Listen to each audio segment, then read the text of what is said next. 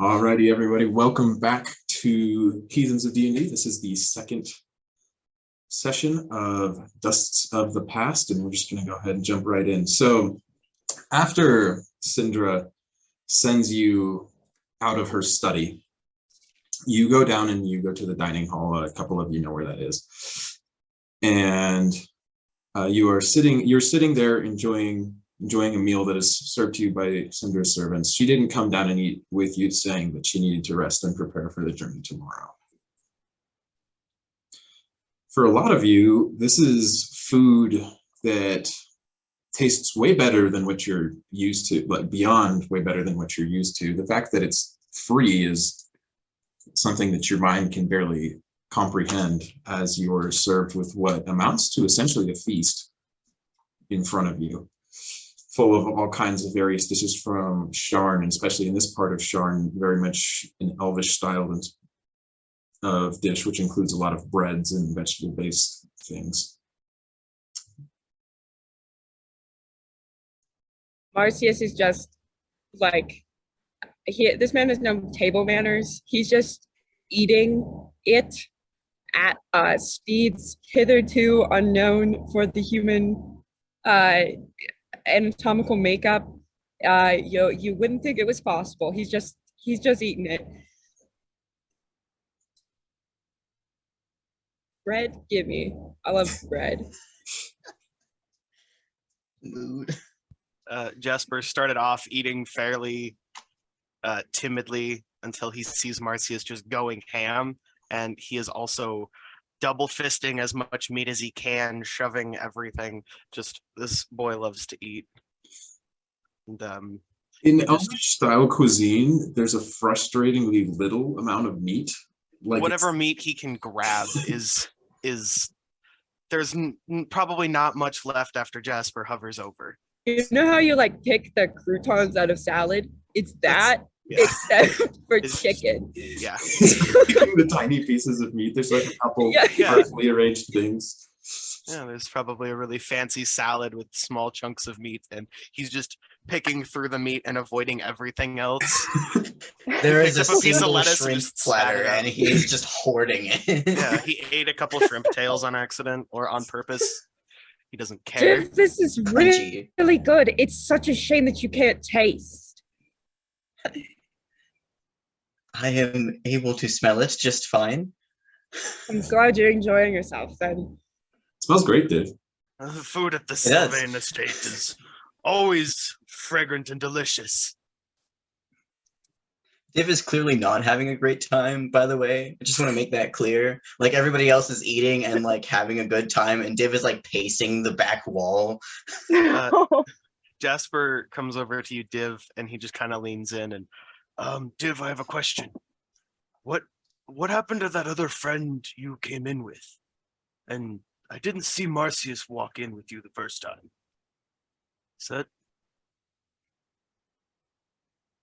up with that? My companions are... I do not want to be rude and say flighty.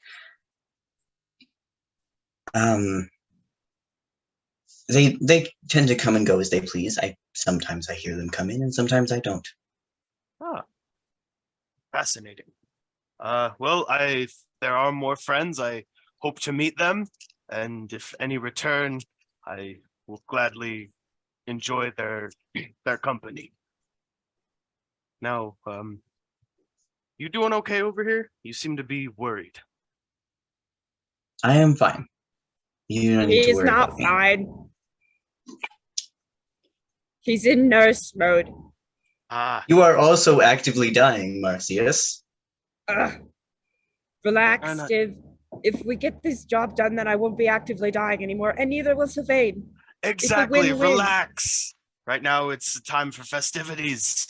We will get everything under control starting tomorrow. Now come, I do appreciate your concern, though, my friend. Enjoy.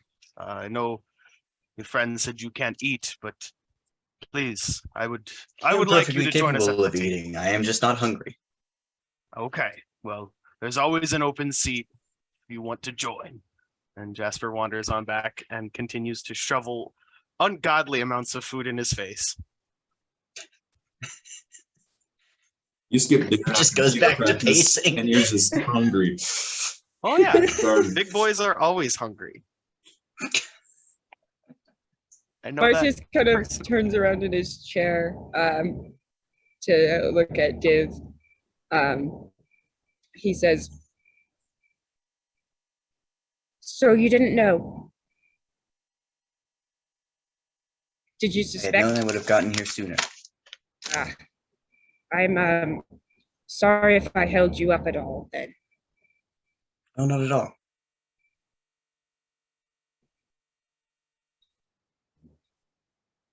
So, how does everybody know Madame Sylvain? I'd like to hear everybody's story, if that's okay. He kind of just gestures, probably with a mug around. Anybody? I mean, I could start if you'd like. It's not much of a story. My father used to work for her, and honestly, probably without her, I wouldn't be here. My dad was on an adventure, and he went out and he met my mother, actually. So that's one thing led to another, and now I'm here. Enjoy. Love Jasper so much. That's so good. Marsius kind of twirls a lettuce leaf between his fingers as he kind of awkwardly says, I don't know why I'm here. I mean, I'm Div's friend, I guess. Any friend of Div is a friend of mine. I don't know, Sylvain. Friends of a friend. That's always a good way to meet new people. Well, welcome. Thanks. I do appreciate it. Just when we're out there, I'll look after you, you look after me. That goes for everyone here.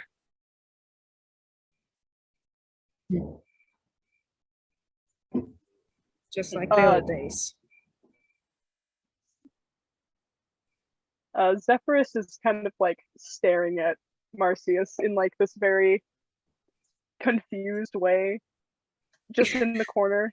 He's probably not eating. He probably ate earlier. So he's probably just like leaning up against one of the walls of the dining hall, and he's just like kind of squinting at Marsius. But once Jasper starts talking, he said, "Well, that's all well and good. I guess I'll go next. Sylvain helped me out of a tight spot once, and could say that I owe her a lot."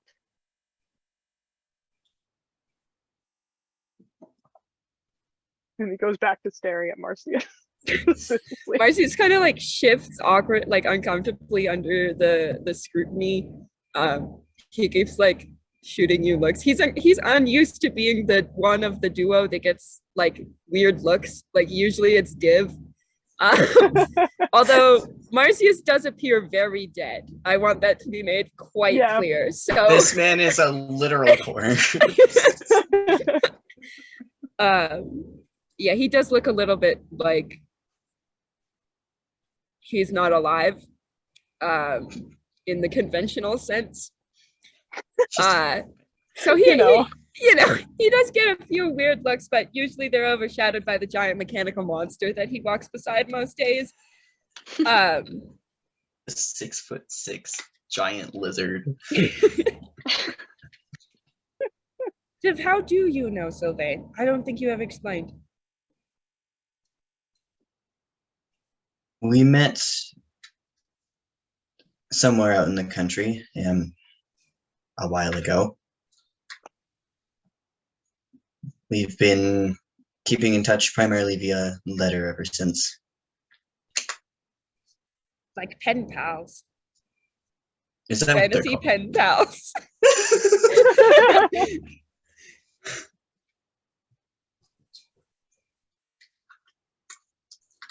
Yes, if that's what you call it, I suppose. Marcius, you vaguely recall reading Div letters from somebody who you didn't know. I would make that connection. And it could have been... I mean, unless she's like writing letters in Braille. Don't know that. She's a talented woman. She's got like a hole punch. She writes with very thick ink. Just raised letters. That would be very cool, Got that actually. thick ink. Oh god. This whole time, Kaylona's just kind of like listening to everyone, and she's like very quiet, almost zoned out, but not quite. And she's like holding her bread, and she's just like pulling it apart piece by piece and eating it in very small pieces. And when everyone kind of quiets down, she's just like, well, I kind of told my story earlier. I was looking for the same thing I'm actually going to be looking for, and I needed some help. And so I reached out. And now here we are. Huzzah! New Finding adventure. things. Div like Always a big stops for bag. a second and like looks at you as if he didn't like actually realize you were there for a hot second. Or he's like, yes, and just, like, someone keeps else I dipping her didn't bread hear in come her in. food. Okay, and then he returns to his pacing. The night continues as you talk with each other and eat this food. Jasper, you are the only one who actually leaves the mansion, heading back to your own house in Central. The rest of you retire that evening. Zephyrus, you're aware of the schedule, so you're able to inform everybody that it is fairly early that you're going to pick up and leave, as Cinder doesn't want to waste any time. Right. Makes sense. Div and Marsius are homeless. Walking, so you two go into Caylona as well. Caylona, you have a room that you've gone to before. It's just the standard, like that's where you go when you're here at Cinder's place. And Div, you've never actually stayed the night over here before, but Zephyrus is able to show you to the guest rooms. And walking in, they're fairly lavish, not quite to the extent that maybe her parlor is, or even her personal study, but they're still extremely well furnished. It's solid, it's well built, it's comfortable.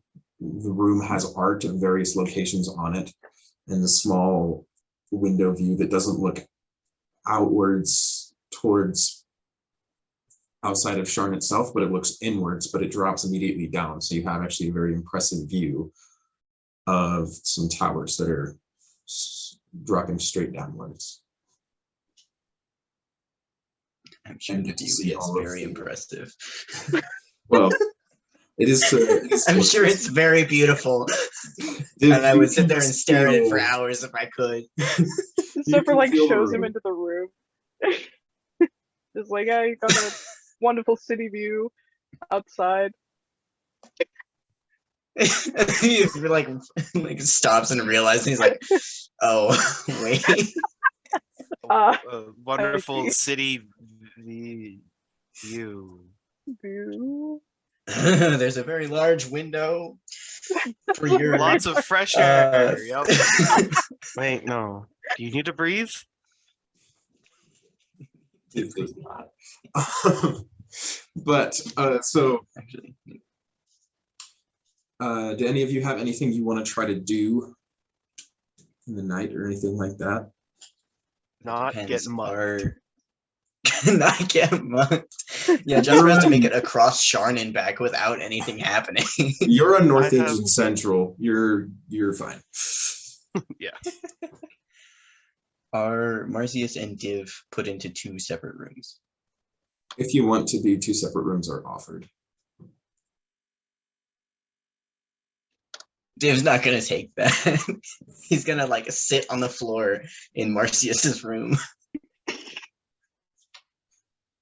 You like Zephyrus, you show Marsius to his room, and then he just sits down on the floor there. Great. Well, there's another room if you want it, but I suppose He if likes you'll- to keep an eye on me. Right. Makes sense. Well, Zeph- as he Zeph- says I, Marsius kind of like winks as if it's like an inside joke that has occurred. They've had this argument many times before. If you can't see, what are you gonna do if I get mugged? I'll be able to tell if someone else comes in the room, unless they're somehow as sneaky as you are sometimes. Zephyr it just kind of stands there a little awkwardly. Just kind of nods. Says, "Well, then I guess I'll leave you to it. Good night." He kind of gives like one last glance at Marsius, just kind of like every time Marsius speaks, he's just very like put off by it. He's like, so suspicious. I mean, I And so then did he turn turns into another person visibly Yeah. in front of him. yeah, it's a bit strange, gotta say. Marcy's kind of squints back at you. He says, do you have some sort of a problem that I can help you with? Can I be of assistance in some manner? Do you need something? I promise I'm not that weird. I mean, I'm a little weird, but I promise I'm not cursed. I know that you people feel differently about the blood of Vol here than No, in it's Karnath, but it's a no, little. no, it's fine. I'm sorry. I don't mean to be rude, I suppose. Yeah, never mind. I'll let you two get your rest. And he walks down the hallway.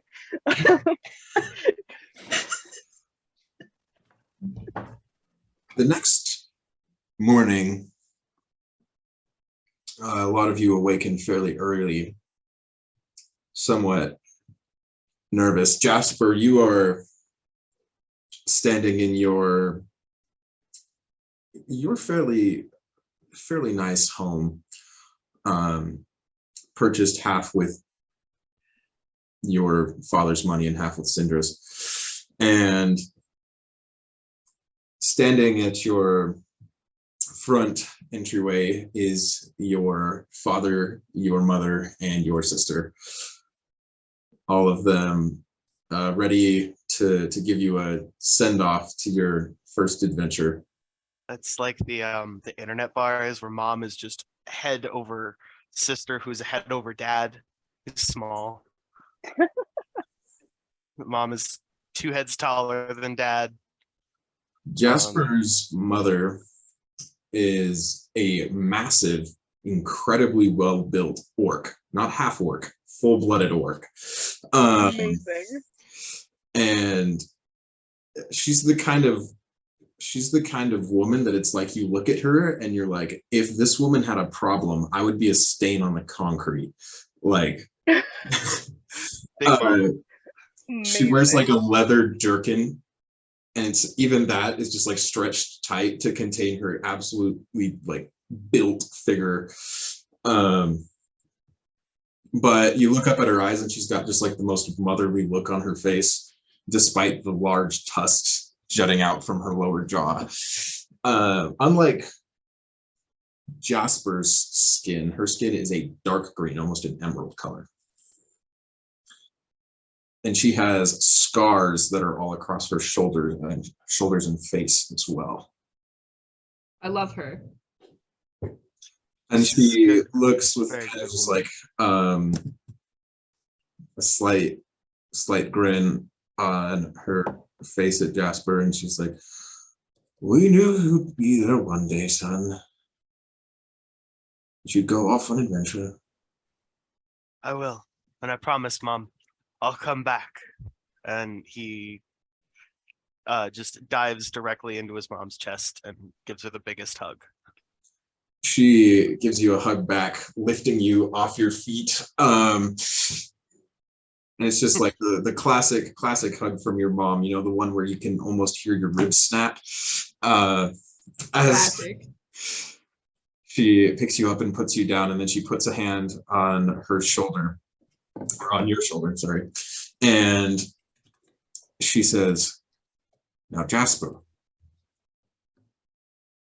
what's the most important lesson I've taught you? And he kind of poses and he says, be strong and protect those who aren't. She chuckles, and she says, that. And then she kind of gently taps you on the shoulder, and you almost stumble back. Remember your footwork. Yes, that one too. I'm working on it, okay? But If you got need lots of to stand practice. up to a demon, this is something you've heard a dozen times. You need to be able to throw it over your shoulder. Yes, you need to be able to throw it over your shoulder. I know, Mom. And I will. It's what I've been indirectly training for, right?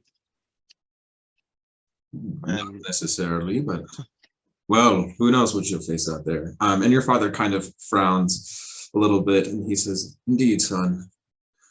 I wish it wasn't Zendrick, but from what you say, Zendrick needs this help. I wish we could provide it, but well, you know we can't. But Dad, that's why she called upon me, because she knows Mom taught me to fight and you taught me the magic. She knows I can do this. She wouldn't have asked anybody if she knew they couldn't. He nods and he says, yes. We're proud of you, son. We know you'll do us proud. I hope so. And then he gives his dad a big hug. It's a little bit of a different experience when you hug your father than when you hug your mother. For one, you're looking down. But he returns you back just with a pat on his back, and you can see he hasn't said anything, but you can see that there are tears in his eyes. And your sister comes up and elbows you in the side, and she just says, just don't die out there, okay, Jazz? I won't, Laz. You take care of Mom and Dad for me, all right? I will. Jazz and Laz. Sorry, I was trying to be quiet, but that's just too good. Yeah. She winks at you, and she tosses you something. I catch it. It's a small piece of Jasper. And then you flip it over, and it's half Jasper and half lazuli, or however you pronounce that, right? And she says, just a little something to remember us. How could I ever forget the best sister in the world? She lets out a chuckle and punches you in the Before shoulder. she can finish the chuckle, Jasper's already diving in for another hug. She kind of has like her hands up, and she pats you on the back, and she says, hey, you're the best little brother I could ask for. Just don't get dead, okay? I won't. I promise. I'll come back. You better. Not I like will. limbs. No promises on that one. If I do, I hope to get a sick peg leg. She just Might help me chuckles. with my acting career. Some cool scars. Well, hey, look. At least you have a life now. She kind of chuckles and then starts to walks away before the retaliating glare. And as she's walking away, Jasper just shouts, at least I'm not locked in a cubicle all day. My cubicle's very nice. But they're boring and square, like you.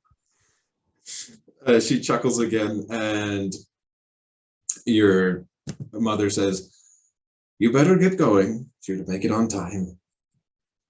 I will. Mom, Dad, I love you, and I promise I'm going to make you proud, and I will come back. And with that, he runs to the meeting location. All right. So you all arrive in the Upper Heights district of the Central Plateau. This is the tallest part of Sharn. excluding the Skyway. Yeah, which is above you still, even at this height. The skyway floating on its cloud structure, but this is the tallest part of the main body.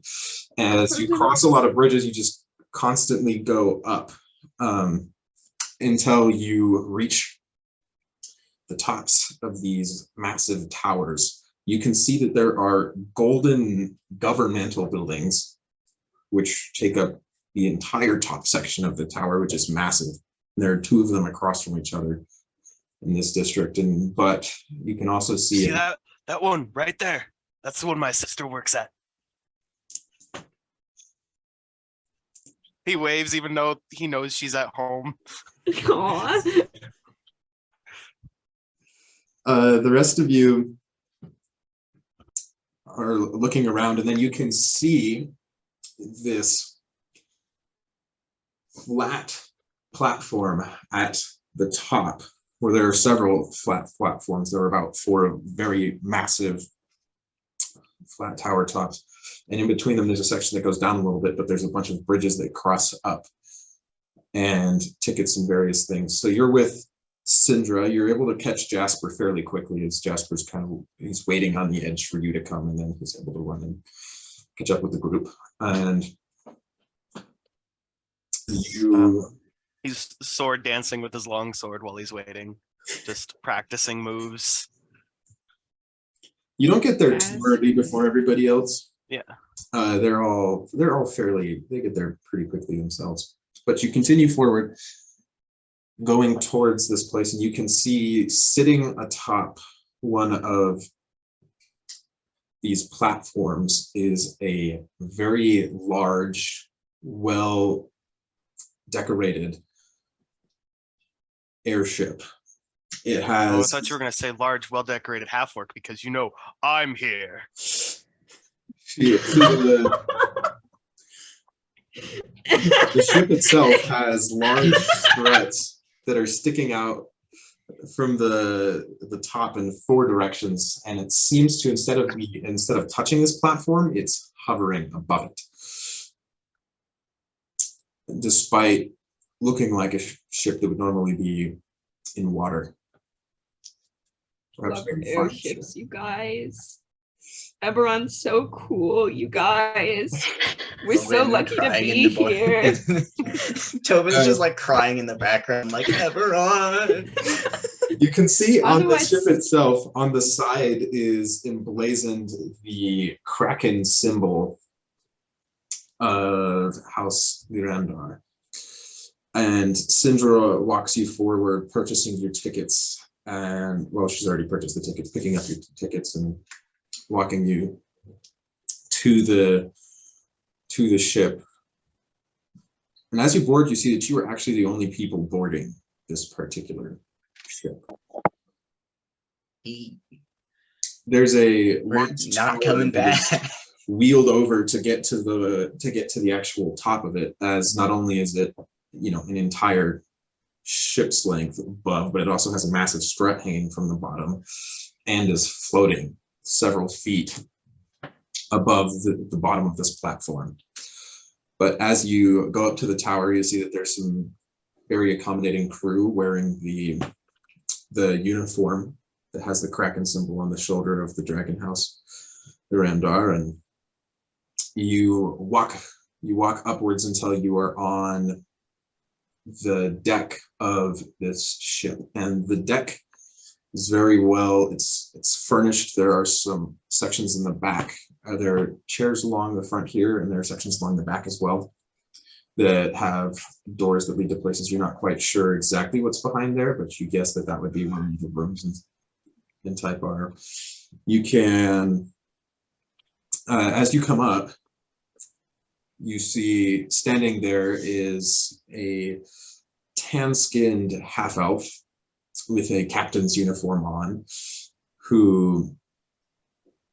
and she's got long hair that's tied in a ponytail behind her head that goes down to about her waist, and she smiles when she sees Syndra, who has mostly her face covered at this point. She didn't have it revealed like she did last night.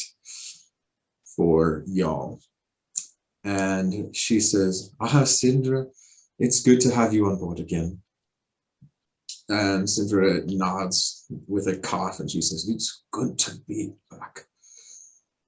Unfortunately, I don't think I'll be able to enjoy it as much as usual this time around.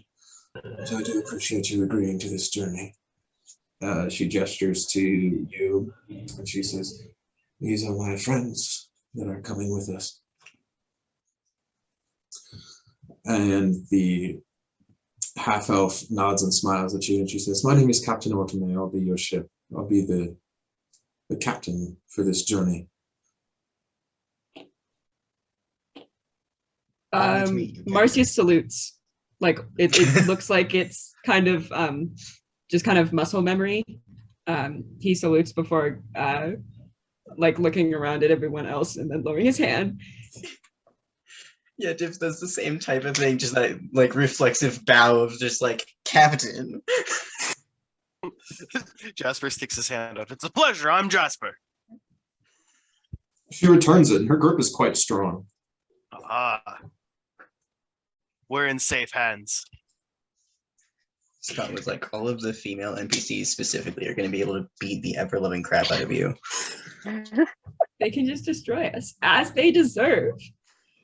First level Good character. for that. That's not a high Strong and threshold. powerful woman, as all women are strong and powerful. Yeah. Correct.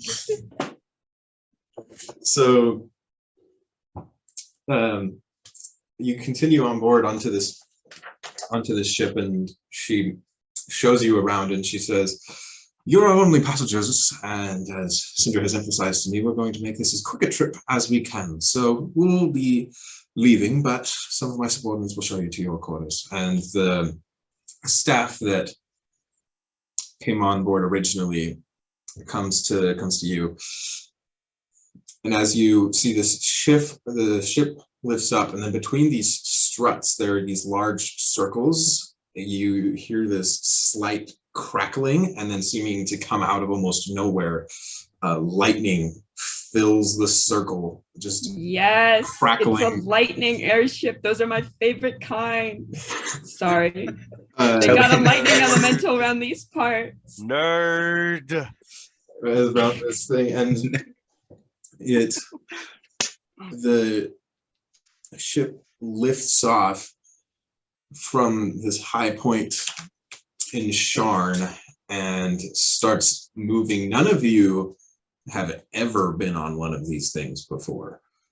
This is incredible. You're literally on a ship that's just flying. It's just hovering in the air with seemingly nothing to hold it up. There's not even a sail on this vessel. I'm gonna roll a con save for airsick. Hold on. Div has been on like one mode of transportation in his 7. entire life. Marsius is throwing up over this side of the ship. in like Marsius, your 5 stomach minutes. lurches as you come up, and you're just like, oh boy, this is it's Yeah, different. Marcius like grabs hold of the side of the railing. He like takes one look over the side, and just like the vertigo hits him, and he's like, No. and he kind of like awkwardly shuffles back into the exact middle of the deck, and he just kind of just stands there. You see that Div the like walks over to him and just pats his back. looking over the edge itself, there is a very, very long drop. You're not just like taking off from the ground, you're taking off from Sharn of all places. You're already over a mile in the air. And now you're just Yeah. hovering on literally nothing. Jasper leans over the edge and just spits down. Of course he does. Just kind We're of about flies really backwards. high up. You can't see where it goes. You lose track of it really fast, and the ship outpaces it as you pull away from actual Sharn itself. And then you start heading directly, following the dagger hilt, out to sea. Sea time. Poor Yes. soul just got spit on. So That'll be worth money someday. the crew members come up to you, and they start to bring you down to the lower deck, saying like, please follow me. As they see Marsius, one of them deftly hands you a wax-lined bag. It seems like they've encountered this issue before, and says, if you run into any problems, you can just go ahead and take that, or use that, and then we'll take care of it. Just bring it to any one of the crew members. Marsius looks like super embarrassed. He says, thanks. I'll try not to make it a problem. I appreciate it. So now that you're able to get a little better look at the ship, you are standing on this main deck. There's a higher deck up above with some benches along it where people can sit. And then there's also a room, or like a big enclosed section in the middle. And farther back, you can use that enclosed section. You can go up above that to pretty much be like a story above where you're at. And there's a little walkway there with railings that you can look at. And you can go up to the very top as well. And there's a little observation tower up there. The captain, it seems, has left. You can also see in the middle of this central deck, there is a large golden globe depicting Eberron.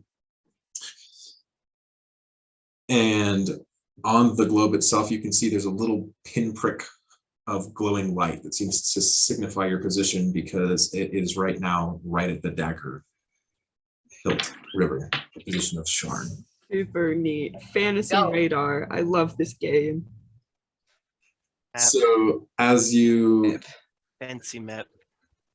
move forward, yeah, the crew, there's also a set of stairs that goes downwards as well if you want to go to the lower quarters, which is where the crew is currently taking you, it appears. Downstairs. All right, It's so just sticking with Marsius. So if Marsius is like complying, then so is Div. Yeah, no, I'm Mostly because following these Marsius- people who clearly know what's going on. Marsius has no idea what's happening. Div, you can feel just long enough to hit the nothing beneath the ship, and that's about it. Yep. But the rest of you, you head down these stairs, and the crew shows you into the section where there are lots of beds that are next to each other. There are quite a few more than there are of you. There are about 12 total. And the crew members say, since you are only passengers, these are yours to do as you wish with. Of course, if you need any amenities, you can talk to us. We are willing to bring food here. We can continue this tour if you would like, or you can stop and enjoy some rest.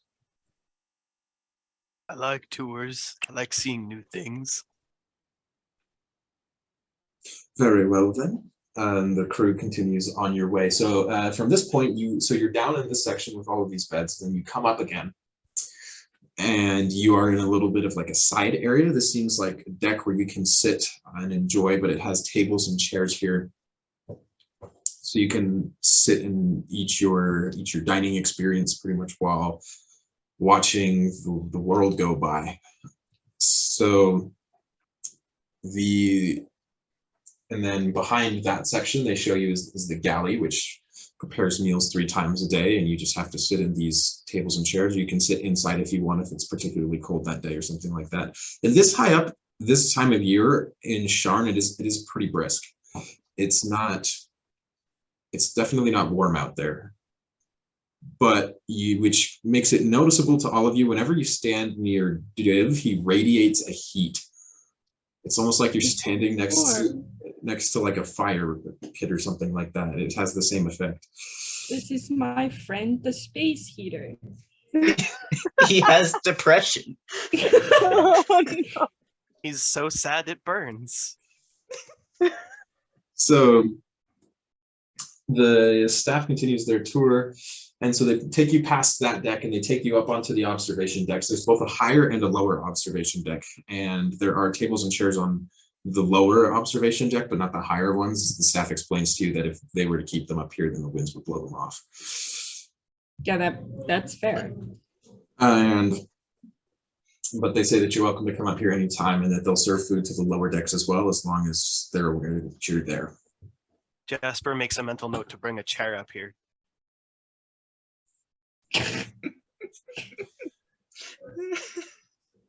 You can't stop him. You can only prepare him. Anyway. So the He goes to the lower deck, all the chairs are bolted down. Darn it. Yeah, you have to wonder how many chairs they had like lost from the upper deck before they were like, okay, this just isn't worth the cost of either finding those chairs or getting new ones every time. So the staff afterwards just like smiles and nods at you and says, it is expected that in order to get to your particular location, it'll take us about 2 full days of travel. Marsius looks a little uneasy. Caylona kind of scoffs and she's like, you think if it could fly, it could go faster. The staff kind of sassy. looks at you with just like a slight frown and says, this journey that we're taking is halfway across the globe. If you were in a normal ship, it would take you 3 weeks. She like Jasper, just sorry, go.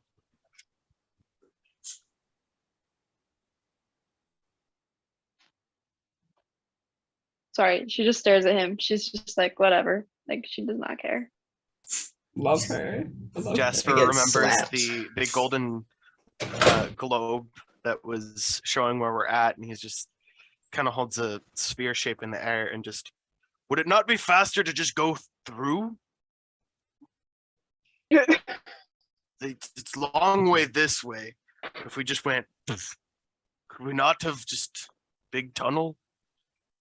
Yes, that not but I work? think that would destroy the world and also kill us, which is the opposite of what we're trying to achieve. Just a question. Have you ever gone down? I'm not necessarily a learned sort of an individual, but I do know of Kyber. Yes, I would like to not traverse Kyber for a 2-day journey. We would run into hell. It would be unideal. I guess air travel's safer. I assure you this is quite safe, the staff member says. And then he points to you and he says, are you having a little bit of trouble with the height, the motion? I'm fine, thanks. Sorry. If the need arises, we have something that the chefs can prepare that will help with that. Oh, well, thank you. I don't want to make the journey any harder, but I will let you know, I suppose. Sir, this is our job. We get paid to do this. CS has no social interaction skills. Marsius looks like entirely out of his depth. He says, If you could make the remedy, I'm sure he will appreciate it. Of course. Thank you. Smile. Marsius's entire face, actually, he can't blush. He doesn't have any blood. He's very much a corpse. Yeah, Marsius kind of like awkwardly kind of runs his hands through his hair, and it gives he does it so quickly that it kind of hides his face. That's his little embarrassment. His face would, if he was alive, his face would be bright red right now. He's doing Marcius his trying to explain that he has air sickness. Div holding him by the scruff of the neck like a kitten. Yes, he would like the remedy. Sindra, at this point, she has her own personal cabin and she's retired to there. is there what? So now that the staff member nods, and then at this point you're standing on the observation deck that has the tables and chairs, which is where you've been brought back to, and the staff member, before they rush off, and they say, "The ship is yours to explore. We ask that you stay out of the bridge, as that is something that, well, interference would go poorly there." Of course. But the rest of the ship, as you've seen, is your free reign. We hope you will enjoy your stay, and let any staff member know if there's anything we can do to make your trip with us more pleasurable. Did look at Marsius. Thank you for choosing Sharn Air. Because we And Marsius sits down Results airline. at one of the tables. What does he do? He just kind of sits down. He pulls out, like, he kind of sets his bag to the side and rifles through it. You can tell that there's like a lot of stuff in there, but he doesn't seem to, like, he just kind of brushes it aside. Like, he doesn't pay it any attention, and it's almost like he doesn't know it's there. As he pulls out this like hand loom, and he just starts kind of tinkering with some thread and stuff. While we're chilling on this airship. He's gonna have a good time. Gonna have a good. Zephyrus is still like clocking Marsius, just like from across the way. He's just still like, he's just so confused by the existence of Marsius. Also so confused as to where like Mirasandra went. He's probably gonna like walk over when there's like nobody around him. Just kind of like saunter over, oh so subtly. Marsius kind of looks over at him. He's humming a marching song as he weaves a little bit, and he looks sideways at Zephyrus as Zephyrus looks sideways at him. You hear Jasper continue to hum the marching song behind you as he walks by.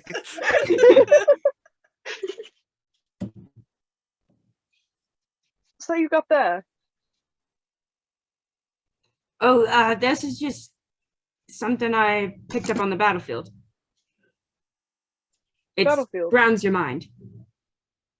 Oh yes, back in the last war, I was on the front line in Carré.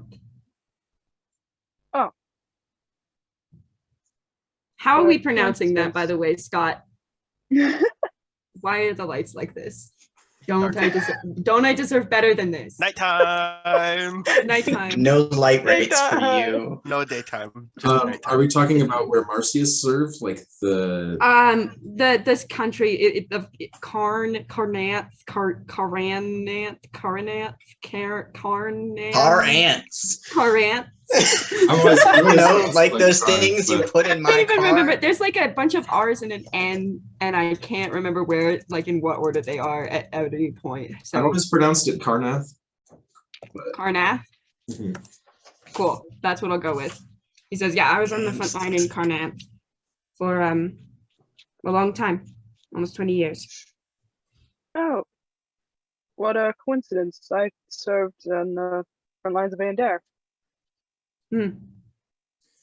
Those two particular What rank were you? countries fought a lot, but all the countries did, but specifically those two. Those two are like, it is on site. Awkward. Awkward. Yeah.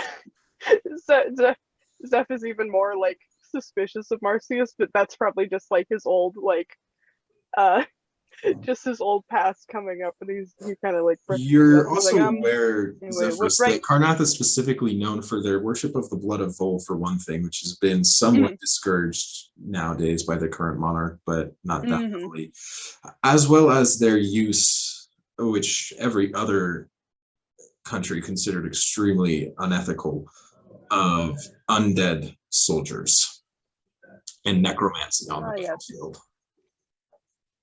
Ah, that makes sense. Zephyrus putting two and two together.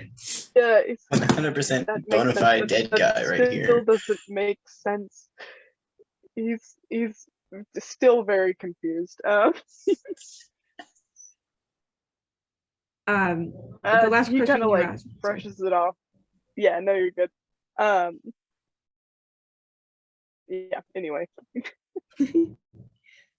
Marsius kind of he waits for you to react a little bit to see if like do you and me have a problem sort of a vibe going on. But then he replies to your last question. You asked what rank he was, and he says he kind of laughs. He says, well, I was in a little bit of an awkward situation as the raised undead don't tend to have souls. I was in a little bit of an awkward situation, but by the end of it, I was de facto captain.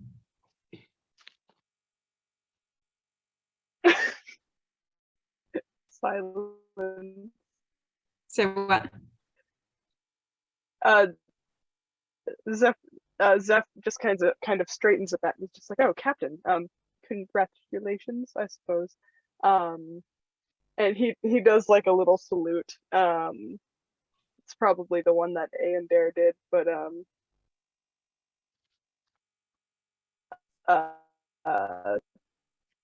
he just kind of wants to show his respect.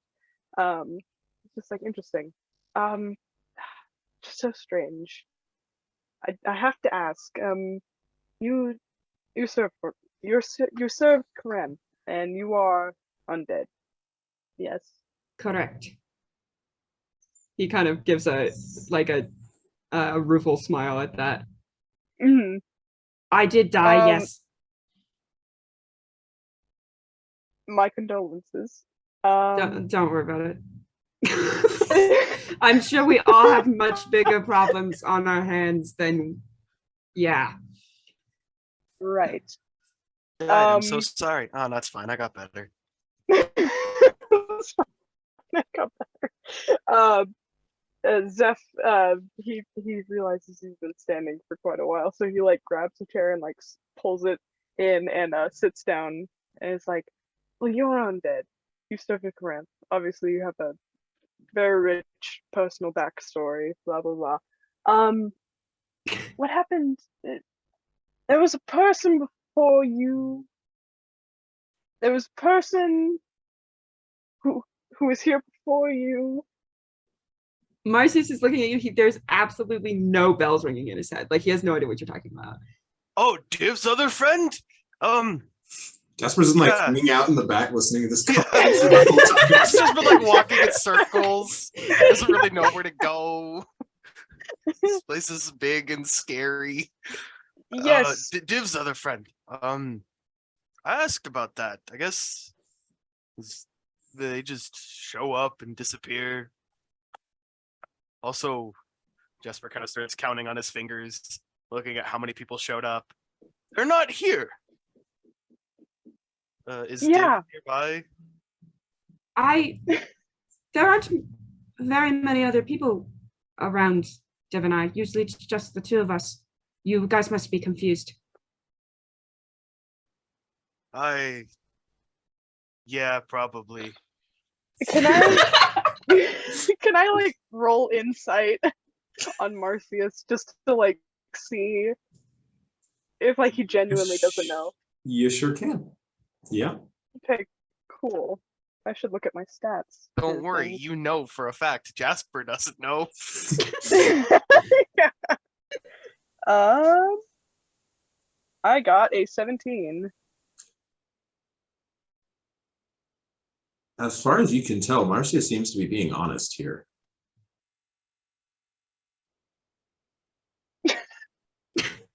So is Jasper. Zephyrus very confused. Zeph, he kind of just like lets out a breath and kind of leans back. It's just like, all right, well, that's fine, I suppose.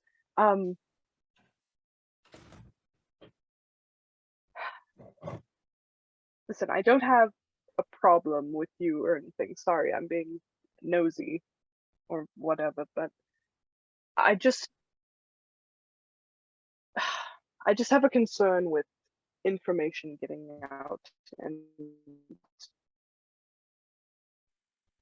us being in danger and such. So I don't know, if you happen upon that person again, lead them in my direction, mayhaps. I would appreciate. Marcius kind of smiles. He like taps the table twice. He says, I understand you're looking out for your squad. And yes, if I run into anyone strange, I'll be sure to let you know. Thank you. I appreciate it. You remind me of someone. No. I was a little bit surprised that he said that. He says, sorry. I'm a little out of sorts, but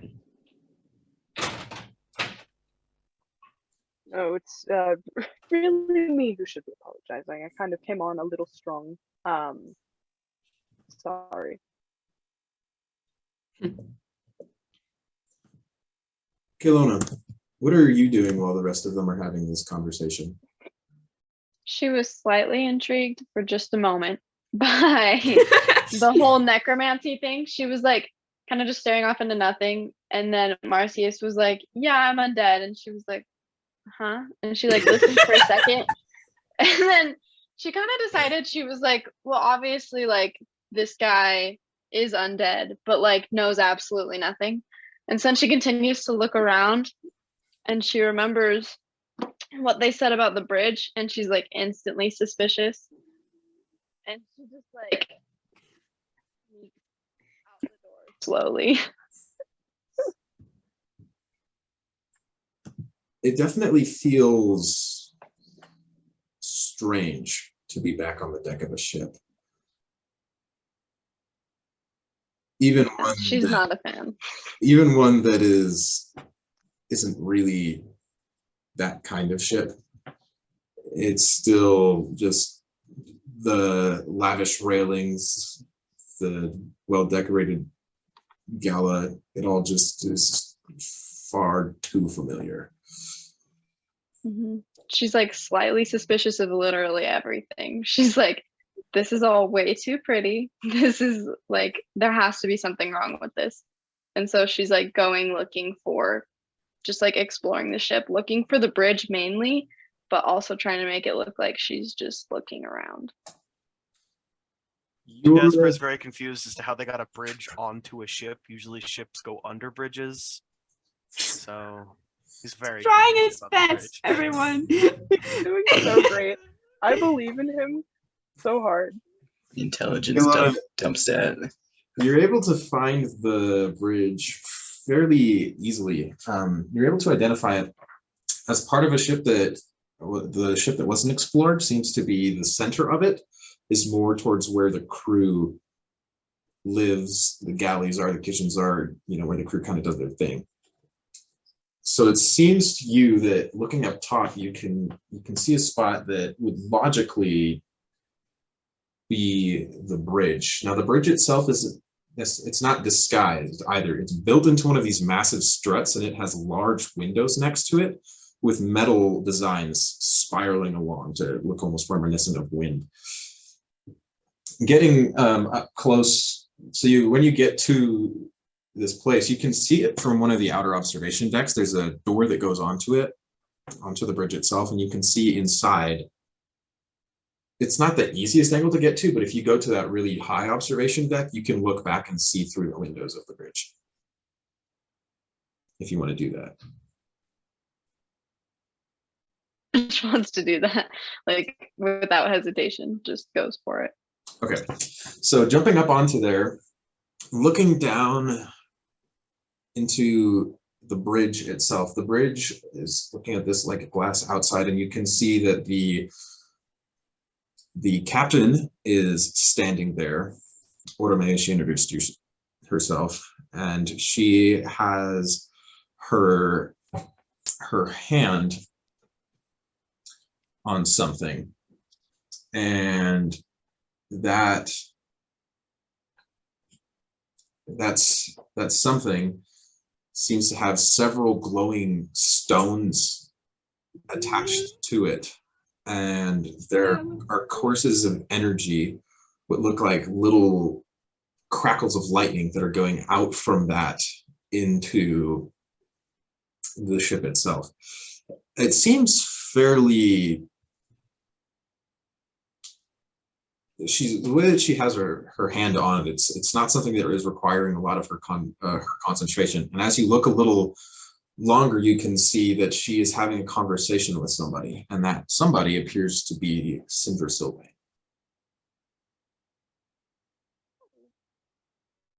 Good for them.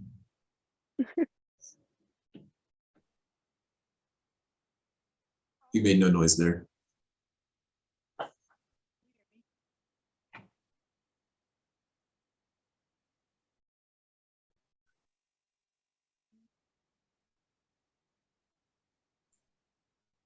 Still couldn't hear anything. Let's try a thing. Oh, yep, that worked.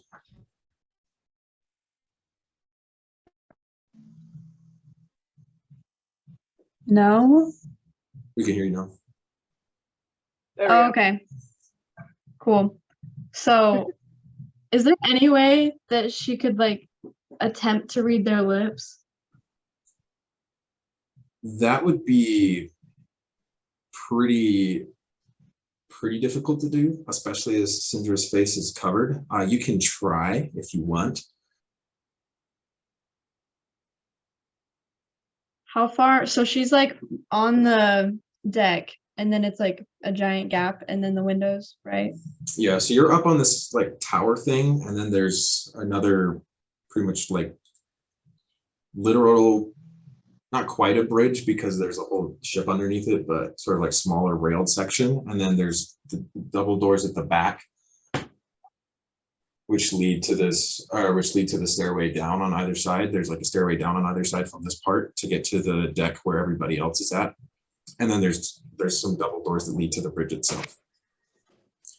It seems like whatever the crew said about not being on the bridge, Cinder has completely and very quickly ignored that rule.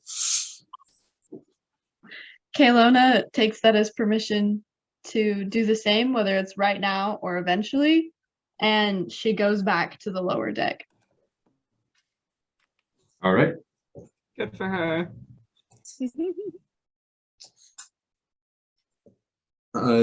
As you continue forward on the ship, you soon can see that coming out in front of you is open ocean. The wind is flowing through all of you. It's still quite brisk up here, and the wind is pretty notably loud, on top of the crackling lightning sound that comes from this large ring of lightning around the entire ship.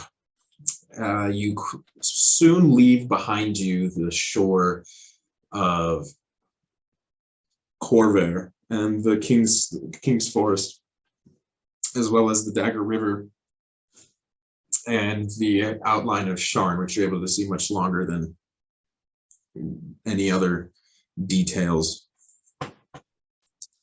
But after a couple hours of travel, the ship, the distant coast of Carré becomes indistinguishable. You also see in the distance, through gaps in clouds, that there are various islands that seem to be bunched together, or smaller landmasses off in front of you. After only about 20 minutes or so, Marsius, a dwarf server comes out to you bearing a cup which has a faintly golden liquid. It seems to be sparkling, as well as a platter of some type of food that's out in front of you. But it's steaming, warm, and it smells good. So He's gonna go for it. He thanks the dwarf profusely and genuinely, and then he just tucks in. the dwarf nods with a grin. Let us know if we can be of service in any other way. And then walks off back into the kitchens. You take the liquid, and it seems to have a different kind of spice to it, but it calms your stomach down rather quickly, and you recognize it as it's an old soldier's trick that you'd use when soldiers are getting an upset stomach after the battlefield, and you feed them ginger. Yes. So Spicy juice. the plate itself also has a spice, but it's more of a genuine spice, but it seems to help your stomach, and you're not quite sure what it is. Awesome. Fancy ginger ale. Yeah, Marsius, he like takes a sip. His eyebrows go up. He's like, apparently they can cook on these vessels. I probably should have expected it. Sylvain seems like she had quite a lot of money. I didn't know they've had such lucrative friends. I wonder why he hangs out with me. You were homeless and you needed medical attention. I'm always homeless and need medical attention, Div. Which is why I'm still here. Got it. It's just even Wally. Okay.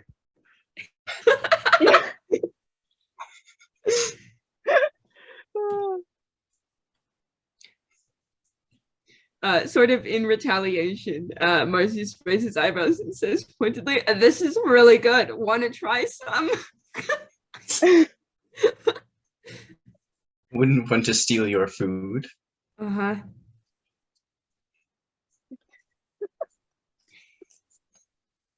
Zephyrus is very amused by banter. He's just like chilling.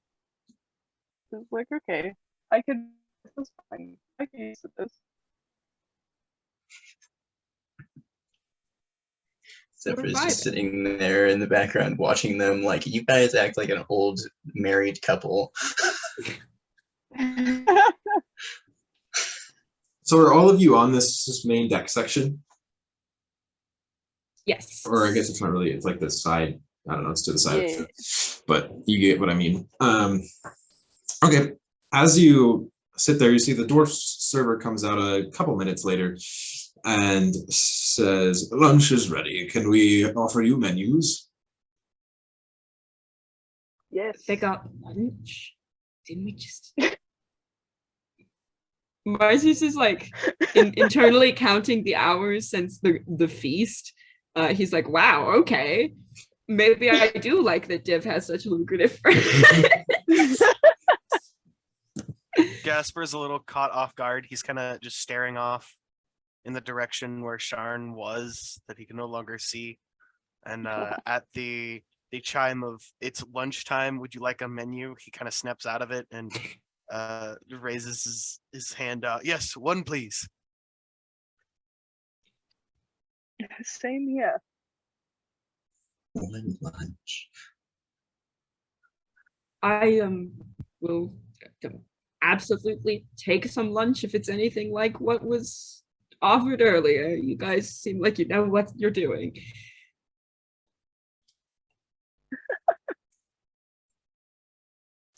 He nods and then he says, looking towards Div, I'm afraid I don't think we have anything to your specifications, but we might be able to cobble something up. That is all right. I'm not particularly hungry, but if I want to eat something, I can just steal from Marsius's plate. He gives you just like a confused look, but doesn't say anything.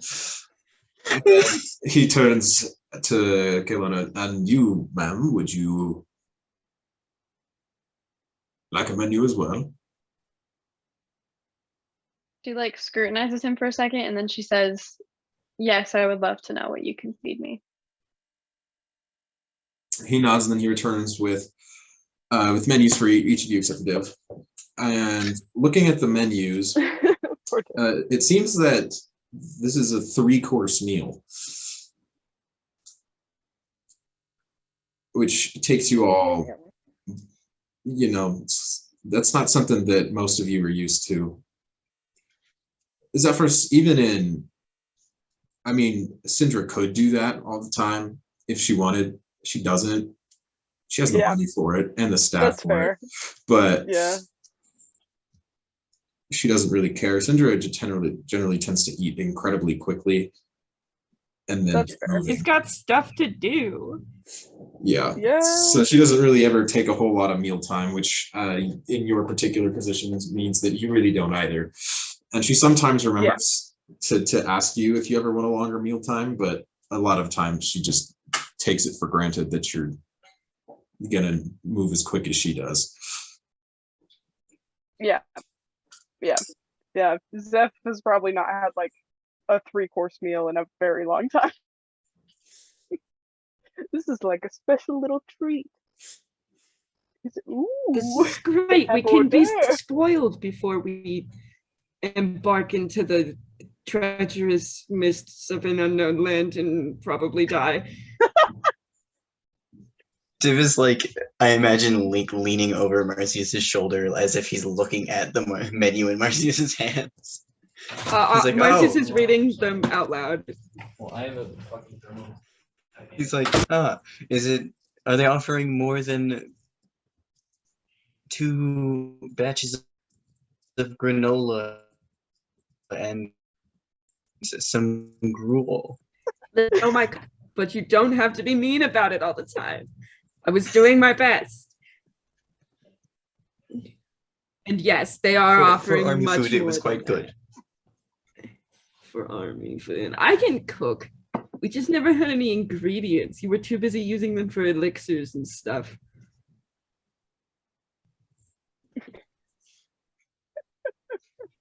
What could you have made with a couple of spices alone anyway? Well, I could have improvised. There are rats. There are always rats. Could you have made with all these fruits, vegetables, and spices anyway? These ones, I am sure I could come up with something. Maybe. Maybe. Listen, I might have to practice a little bit, but I have practiced things in the past. I am not one for never trying to learn new skills. Marcy's kind of is just huffing in like he's just kind of rambling on as he reads through this menu. The meal continues onwards, and the day does as well as you look down and you get to the point where pretty much the only thing you can see is some very distant land masses out in front of you and the open sea. Big old ocean. A big old ocean, really far down. It's hard to see a lot of detail, but you can occasionally see just like little splashes of white where the white caps are as you move forward, and some other sailing vessels as well. But they're so small to you that you can't determine any kind of detail or anything other than just there are other ships that are actually on the sea. The day continues forward, and it seems that when you're out on the sea that the sunset takes quite some time. You notice it's significantly later than when it is in Sharn. As in Sharn, the sunset always happens early as it gets blocked by the higher towers if you can see the sun at all, which is not particularly common. But out here in the open air, the sun seems to just hold on until the very last moment to go down. All of you are surprised that a couple hours after you were offered lunch, you were offered dinner as well. And it is another 3-course meal. Hell yeah. I can't eat anymore at this point, and I am devastated by it. Delicious. Food. Yes. Thank you.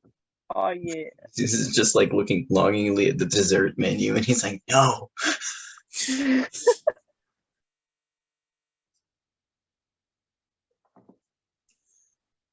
Theo doesn't mind. Do any of you want to do anything else as the ship stretches into evening? Besides Or- sleep, not really. My stretches, stay Explore limber. some stuff, but Yeah. dark, Zeph dark. probably. Yeah. Kinds of stairs, go up and down, work out a little bit. Gotta stay limber. Div is going to make sure that Marsius is not going to die in like an hour or two in his sleep. And then he's going to go up to the main deck and just kind of sit there for a while and pray. Div, you feel good about this. This seems to be a good place to be. You can feel the floorboards underneath you have this separate like warmth that doesn't come from you. She got them heated floorboards. Sweet. Baseboard heating is terrible, actually. Heated blankets, on the other hand. Not oh, on a baby. Oh, Flying baby. lightning boat. So you're able to, as you just sit there and meditate, not really hearing the wind as much as feeling it, you feel that this is the right place. This isn't distracting. This is where you ought to be.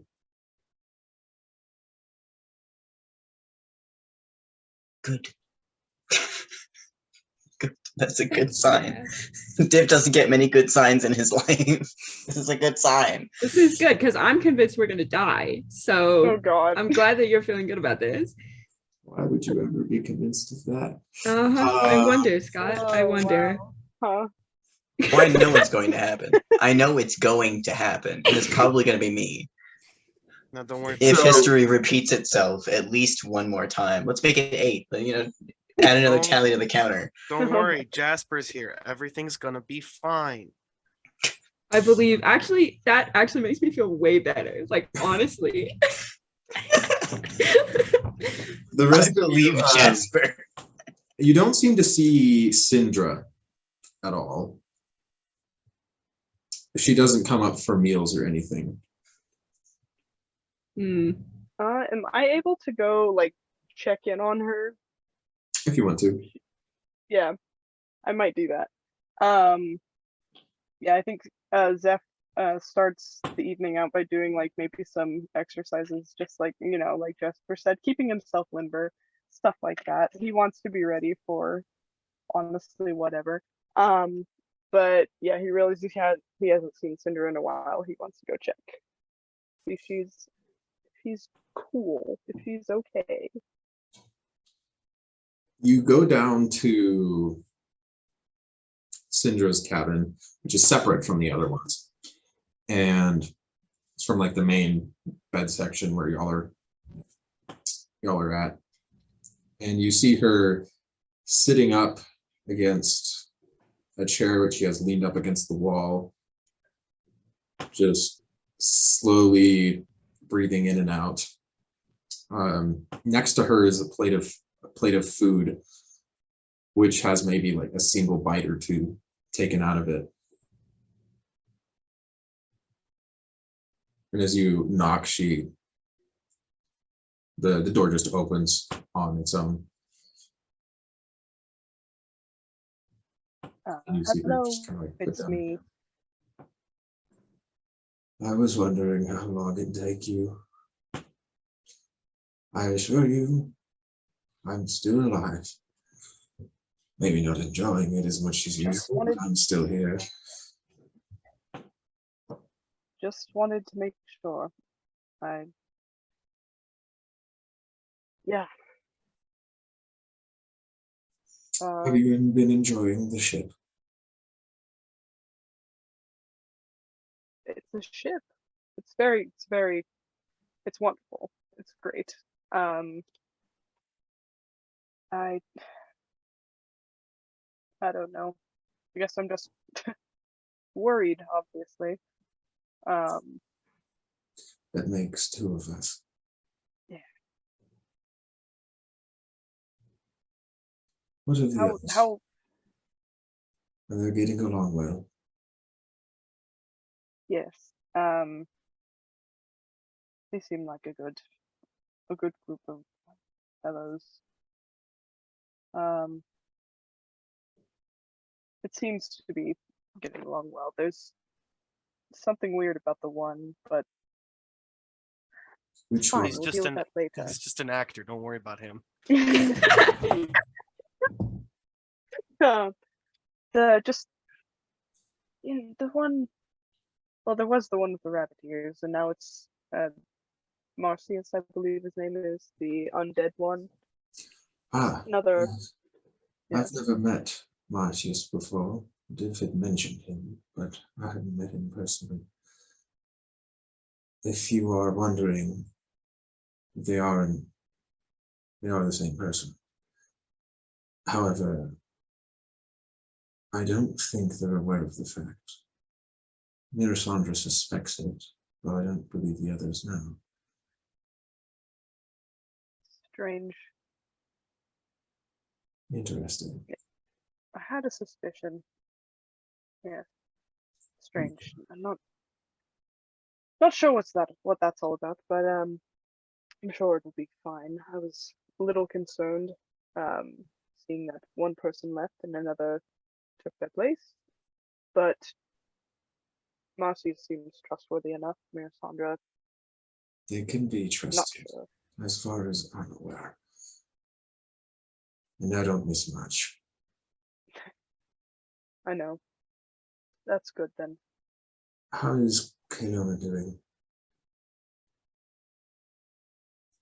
Honestly, haven't really gotten around to interacting. The point to do that. I haven't done this in quite a long time. You'll have to forgive me. It will be good for you. You Suppose. needed some more interaction anyway than just me rambling about some piece of magic or ancient artifact here and there, and Gerald telling the maids how to do their jobs. Yeah, but I'd like that. Socializing is hard. She smiles faintly at that, and she says, "You know, I made my profession of it." Yeah. And you're absolutely right. I am. He kind of sighs, and his But- smile kind of like kind of fades. And then she Like, looks at you, and you can tell that her expression is kind of fallen serious. And she says, "But Zephyr, you will need to start to unite this group. If you are not together in your goals, you will die in Centric. You must be united. And you must trust each other. Now, many of these people, and I will not reveal what they are in my trust, and I will not tell you. I will leave that to them on their own time, but they have been through things even worse than what you were saying.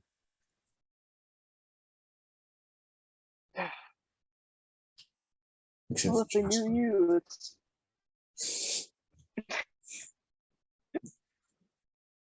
well, if they know you, that comes as no surprise to me. She smiles will and do. says, "I have a fondness for people who need a little support in their life. Sovereigns know I did, and I got it. That's why I'm here. Least I can do is offer the same." Makes sense. I think one day you will be able to as well. Zeph nods. How are you doing? I guess emotionally. Physically, obviously, is obvious answer, but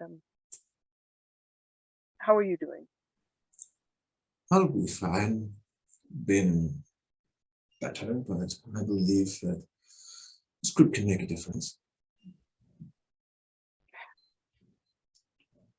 Yeah, I shouldn't have expected more than that.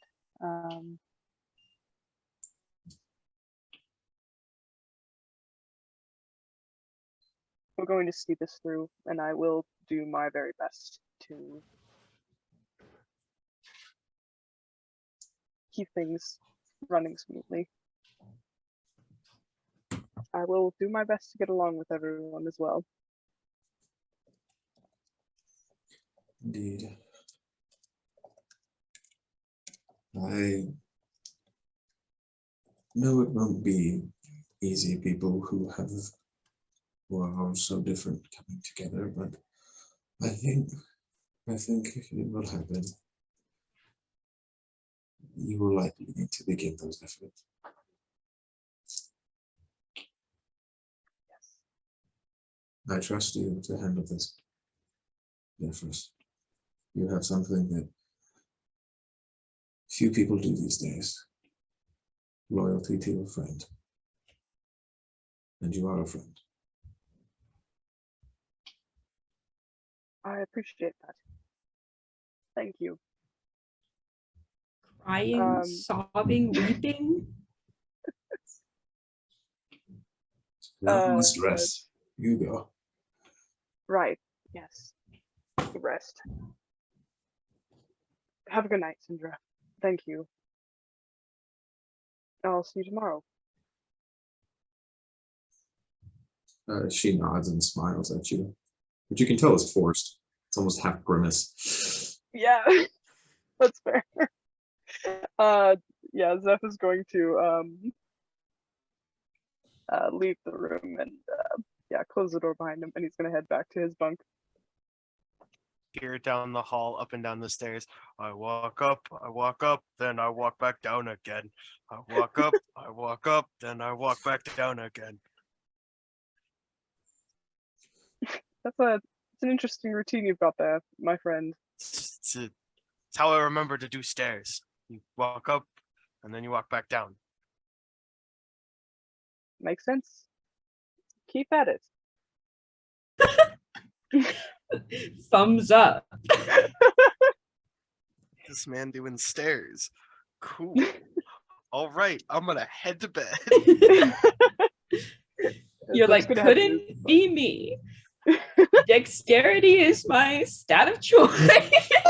So all of you, I assume, are gonna head to sleep except for Div, who Can't. He is both incredibly anxious and doesn't technically need to sleep. Div has to take a mandatory, basically sit there and vibe check for a little bit, but it's a lot less time than y'all need. Is anybody else trying to do anything this night, or are you just we good to keep going?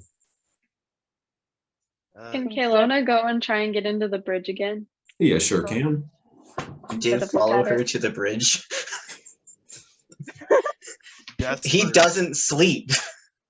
So he would 100% know if somebody got up out of their bed and left.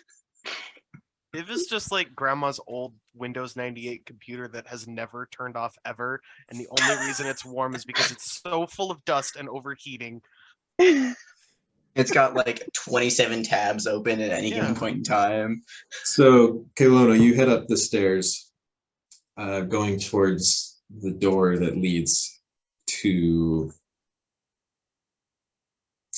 the bridge. And as you go in there, are you trying to be stealthy at all, or are you just walking up to head on in? Once she notices that there's like Div or literally anyone around, she would try to be stealthy because she knows she's not really supposed to be there. And if she's not stealthy, she's not going to find anything that's interesting. So You go ahead and roll me a stealth check then. I'm so scared. Okay. Dice. Did not hear that number. 14. 14? Okay. So you are able to sneak up. What's your passive? I forgot to calculate that. What's your perception? Perception is like, what is perception? +2. Okay, so you do not notice Caylona.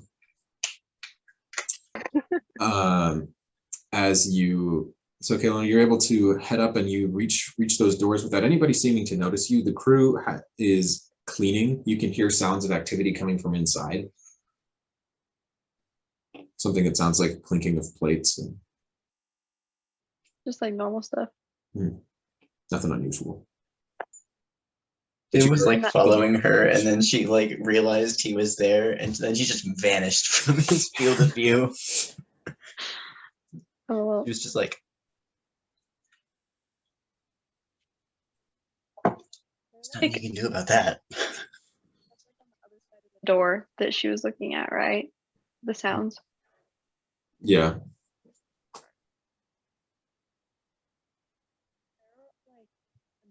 Doors, or is it just those? Leading into the bridge, there's just the double doors. Gah. Okay.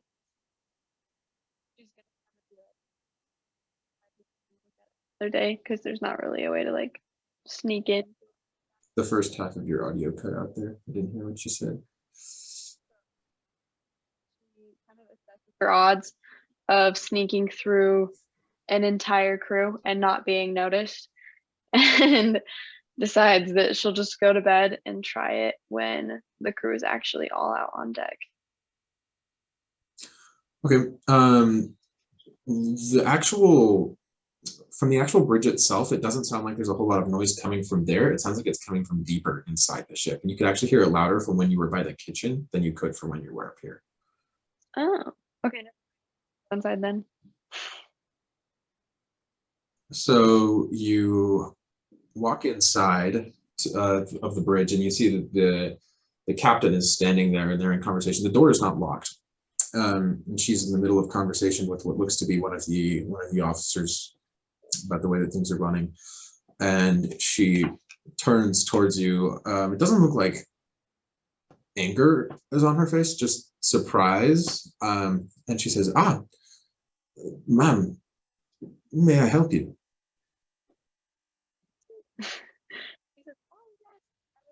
If you had a ladies' room. The good old couldn't find the bathroom trick. I love it. She's like, I couldn't find it anywhere, and I didn't really want to pee in a bucket, so.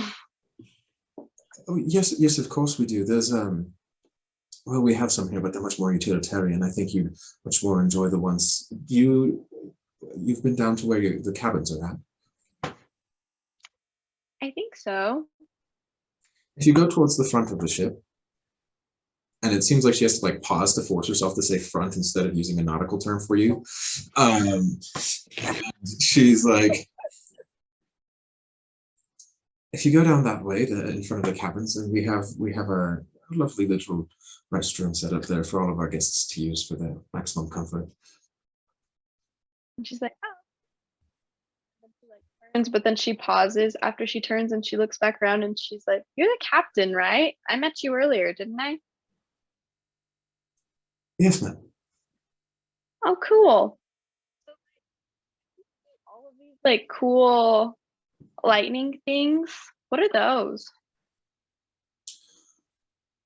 Those are what powers the ship. It's how we're moving in a direction instead of just floating in the air. Oh. What does it come from? Like a giant battery? Of a sort. It comes from, well,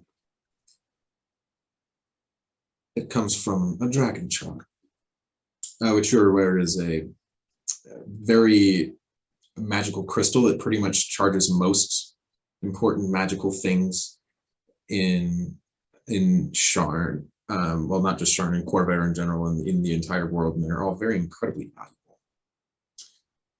It's also where Syndra Sylvain got stupid rich by selling them to people.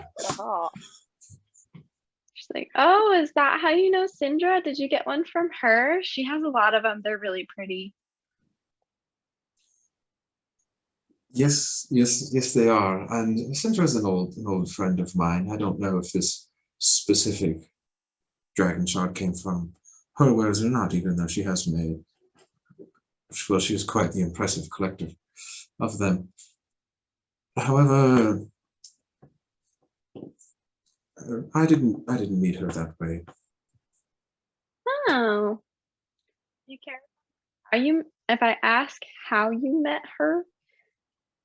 Not at all, as Yeah. long as I can ask you the same question. Absolutely. I'm an open book. Oh, I love Caylona, you guys. so great. Syndra needed transport a while ago. I met her before these ships of ours were even invented. I mean, you can actually see as her hand, which is still just casually placed on this crystal, it has a marking on it, a complex marking on her hand, which is glowing. It's your dragon. Aha. Screaming. I love airships, you guys, so much. And as she says, I gave Syndra passage to, well, where you're going more than once. We stayed Oh, in contact over the years. She used to be more of an active adventurer. That's where she got most of her dragon shards. cool. Squiggly thingy on your hand. This is my dragon mark. Oh, what's that do? In my particular house, it does many things, but in essence, it allows us to have a magical connection with the weather. And it allows me to connect to this ship. Somebody without this dragon mark will not be able to fly.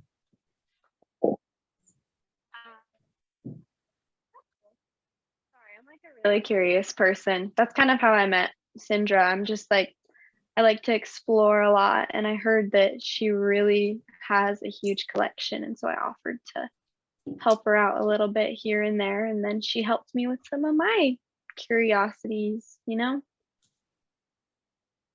Very nice. Yeah. I think that's all my questions. You said that the bathroom was at the front part of the ship over by where everyone's sleeping. Indeed.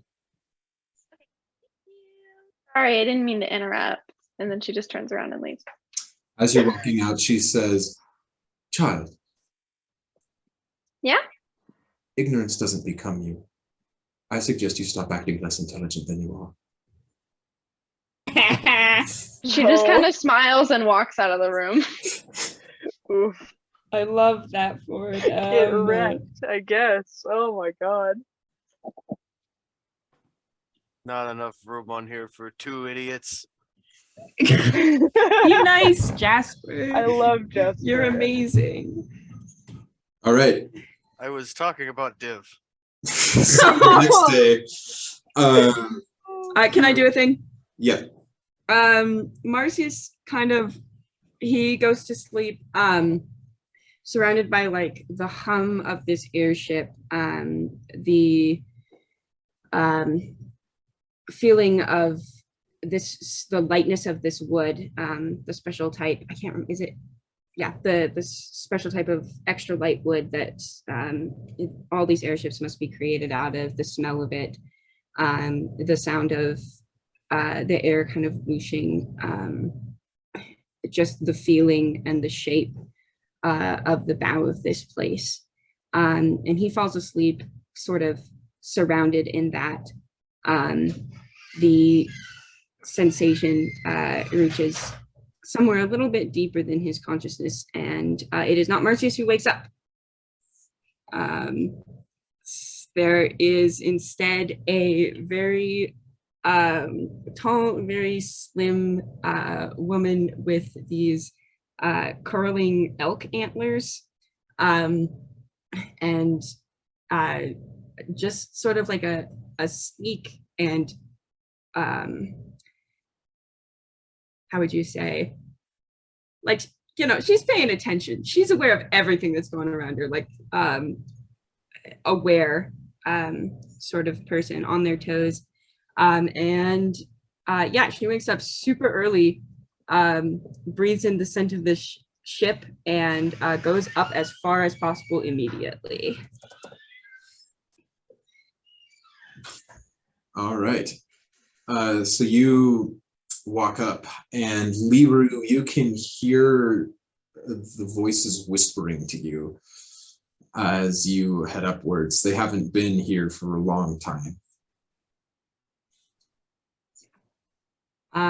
She kind of mumbles under her breath, talks to them as she's moving, is just kind of running her hands over the grain of the wood as she moves. There are candles in her horns, and they kind of flicker as she walks, but they don't blow out, even when she kind of steps up into the wind.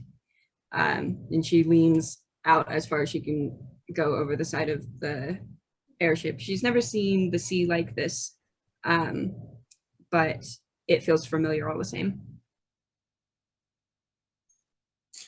So you are up on the top observation deck. The rest of you wake up as you see this person who is very distinctly not Marsius come out of where Marsius was and just immediately head up, pretty much ignoring everyone. Significantly lacking in corpse features. Oh, great. There's another. Awesome.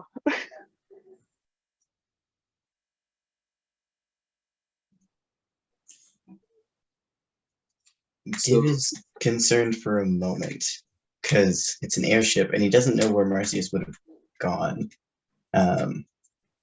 So he'll follow Liru just because, you know, he's a war nurse and a dead guy just vanished from a bed and he's like, Where did he go? He's half following Liru and half just going up to the main deck to see if, like, there's any sign of that Marsius just, like, jumped or something. So, Liru, you head up and kind of winding your way. This is an unfamiliar design. You're not quite sure where everything is here, but you're able to find your way up to the very top observation tower, which is about 2 stories above the regular deck of the ship. Liru kind of looks back over her shoulder when she realizes she's being followed. Is it just Div who's following her, or do I have like a daisy chain? What's going on? Is it just Div? Jasper's looking for breakfast, so Good for easy to him. find, Jasper. Zeph probably noticed and then was just like, I'm gonna deal with that later. I'm too tired for that. it is too early for this. What did you say, Caylona? Sorry. Far distance. She's just like curious, but not like wanting to engage. Liru sort of breathes in, kind of swaying on her feet on top of the airship. She looks over her shoulder. She says, Div, sorry, I probably should have said good morning, but it's just, it's been a long time since I've been on one of these. Anyway, we've got things to do, don't we? This is a quick Yes. journey, but not quick enough. As always. Dave is very distracted. He is like actively leaning over one of the railings of the deck as if he can A is able to see and B could possibly figure out where in the ocean Marsius might be at this precise moment. Lyra kind of laughs and she pats his shoulder as she kind of strides back down towards the stairwell. She says, "Don't worry, Dave, or at least don't worry without end. No one could survive a drop from here." And then she sort of walks back down the stairs. And comforting. Thank you, Lyra. She notices Caylona just kind of hanging out there, and kind of changes her trajectory to just walk directly towards Caylona. There's like a look of like business on her face as she approaches you. Caylona does not move. She says, I am Liru. We met vaguely earlier, I'm sure, but you have the air of a finder. Is this true?" She shrugs and she's like, "Yeah." "I wonder if you would be willing to help me find something."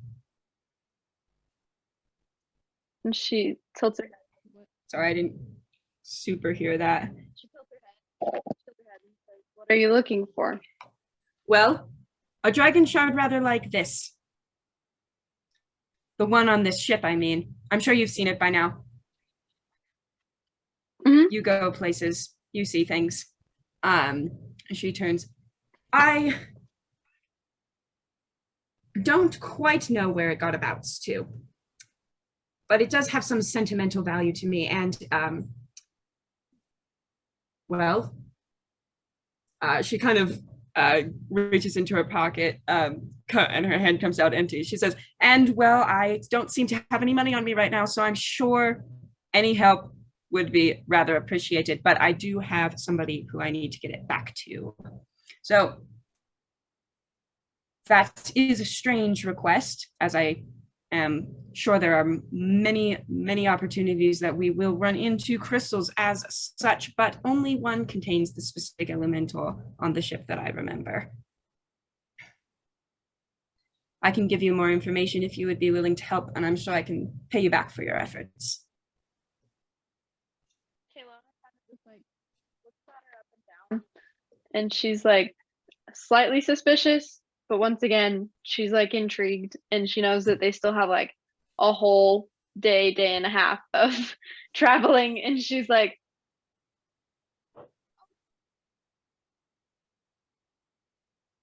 I'm so sorry, I did not hear any of that. you know, or is it like still far away? You cut in there, so I can hear you now, I think. Meg just really hates you. For real.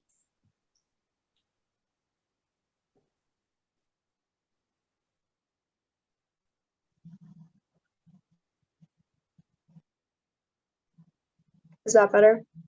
Yes. Okay, cool.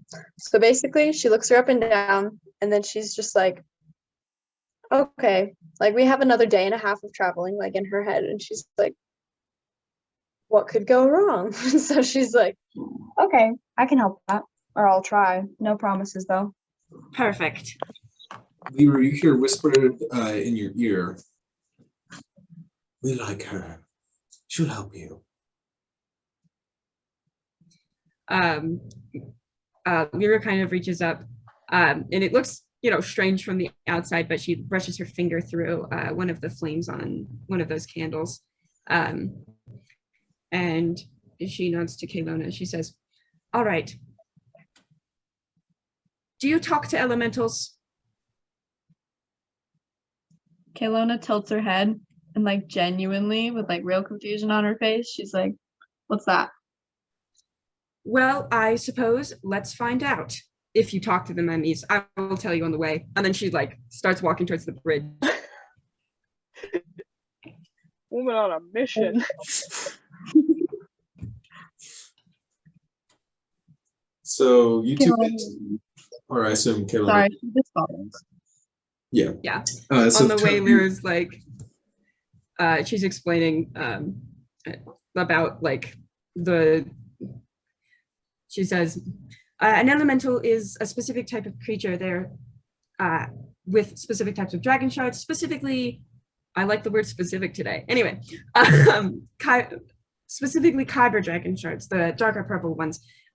It's semantics, doesn't matter.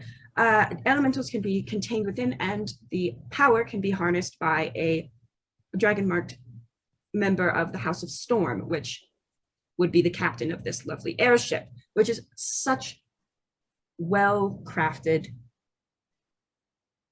Anyway, they are unique and specific to elements, why they're called elementals, and they are unique within airships. I am trying to find one specifically. Its name is Halcyon. Halcyon. Okay. But that won't do you much good if we can't figure out if you can speak to these.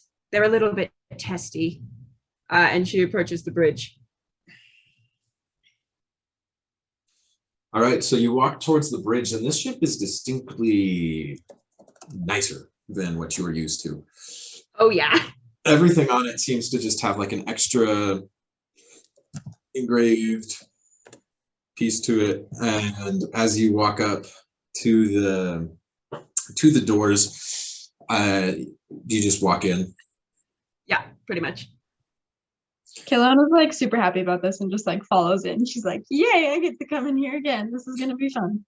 So you walk in and you see Liru, your friend Sindra, talking with the captain of this ship. Liru like lifts 2 fingers in sort of a wave. She says, Sindra, it's good to see you up and about. Then as you see her a little more, all of a sudden you realize that up and about is a really bad term for what Sindra is right now. She's leaning up against the wall. Her breathing is labored. And she seems to be gripping the edge of a table with just like white knuckled intensity. Her face is covered in bandages, as well as all of her. And as you kind of glance her over, you've never, ever seen Sindra looking like this. Lyra kind of visibly winces. She says, perhaps not up in a deep. How are you doing?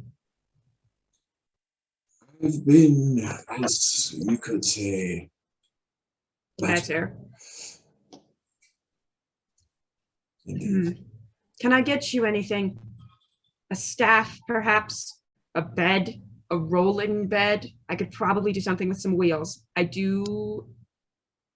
You can see like her, the gears behind her eyes start to kind of like roll. She's thinking through how she would make that happen. So I could do a chair too, if that would be helpful. You could be sitting up that way. Sindra lets out a chuckle, and she says, I assure you, Liru, I'll be fine. I'm glad to see you've met Caylona. Yes. She's going to help me with something. The captain just seems kind of have like with pleasantly curious expression on her face. And she looks towards Sindra, and Sindra says, you can trust them. We shall continue. And the captain nods, and then you look out and you can actually see on the table of where Sindra is at, there is a map. And they're plotting. As the captain continues, he says, well, Sindra, as I was saying, I know you're going for speed, but you know as well as any that going above the jungles of Zendrick is ill-advised. I suggest we go around. If we continue at this pace, we're pushing the old girl, and she kind of pats the side of the ship, but I think she'll make it. We should be able to get you there by the end of the day. Well, it won't be sundown there, but you understand.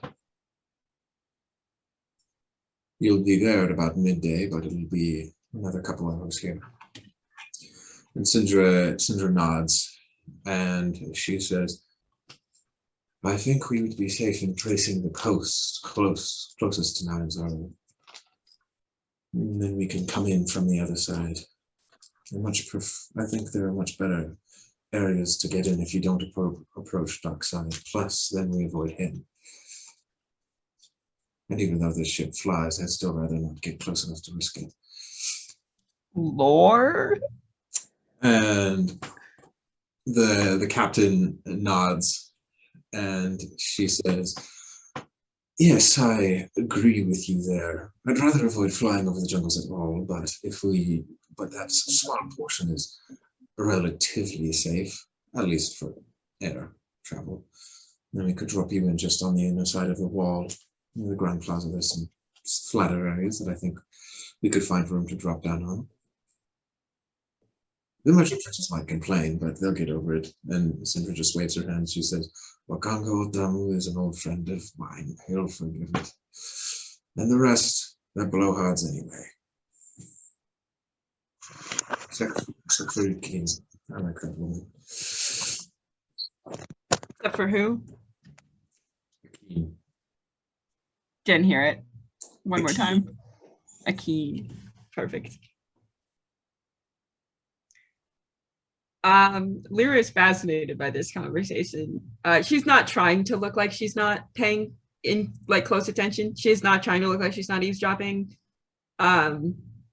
She doesn't even look like she's aware that she should be looking like she's not eavesdropping. Sindra smiles towards the two of you, and she says, what do you think of our plan here? I am always a large fan of jungles, but I can tell this one is bad news, so I trust your judgment.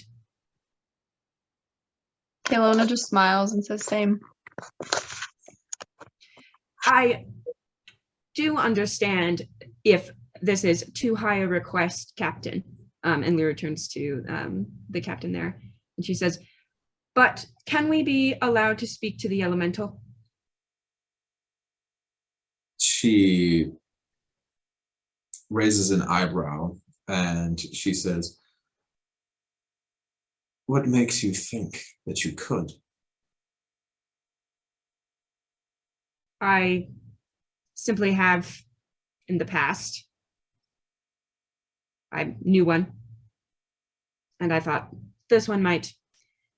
Well, to be perfectly honest, I'm trying to see if my friend here can speak, because it would be nice, it would be productive, let's say, if I didn't have to translate, if I had another set of hands looking for a specific crystal. You know how it is. She narrows her eyes a little bit, and Sindra juts in. She says, Libru, as much as I do trust you and dear Caylona, this is something that is likely out of your wheelhouse. I'm afraid it might not go so well if you attempt to converse with an unfamiliar elemental, the temperamental. I'm sure you're right.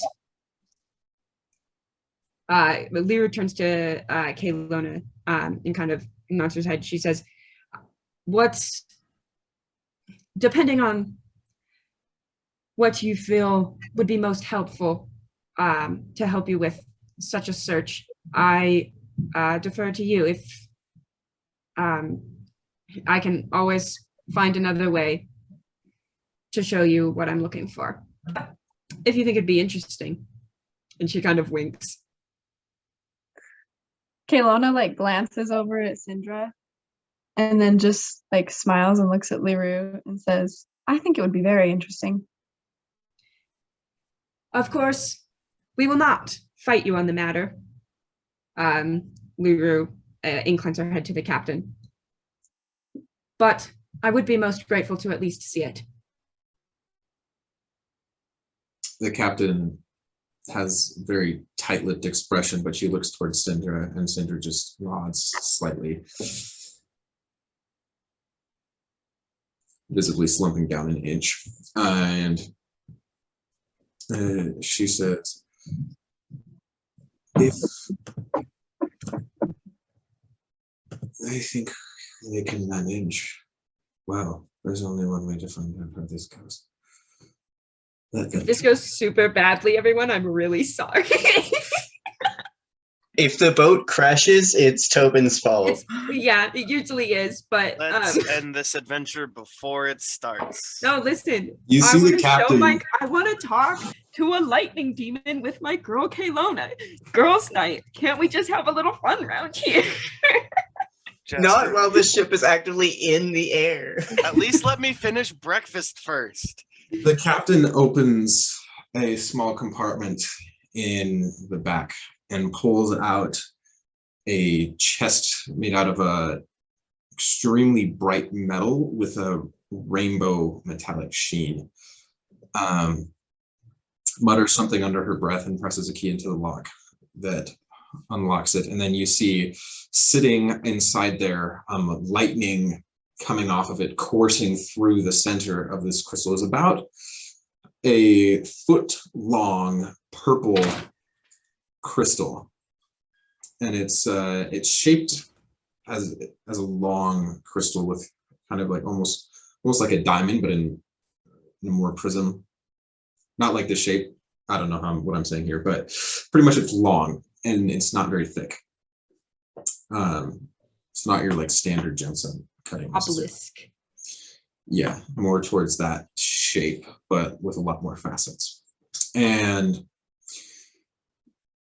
it inside you can see lightning running back and forth, and the crystal itself isn't actually touching any of the walls of the chest, but it is going outwards, and then that chest seems to connect to these places, and it's a lot more visible here as you can see that these thin streams of lightning kind of shoot all across the walls and everywhere. Liru glances over at Caylona and just like grins. She's got this full like almost, it's like a little mischievous look on her face as she kind of takes one step. She's being like cautious, like it's a reasonable distance away, but she takes a step closer to the elemental. 1 second. I have so many stupid languages. While she's doing that, Caylona's just like looking around the room like in total awe. Like this was something that she didn't expect, and she's like really enjoying the fact that she just got way more out of this than she thought she would.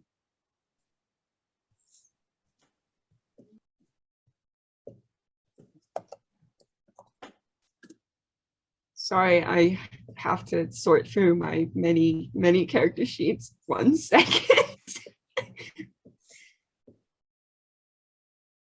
Jasper is very concerned as there are probably several people missing at breakfast. Not concerned enough to not eat, but you know. Yeah, Concern that's is fair. Weren't there more people? Sorry. Jasper and Zeph are just like having a really awkward breakfast. That's just chilling. They're just like This is bonding time. Bonding time. in pretty halting primordial, like she doesn't know a lot of words in primordial, mostly just these three. Liru says, what's your name?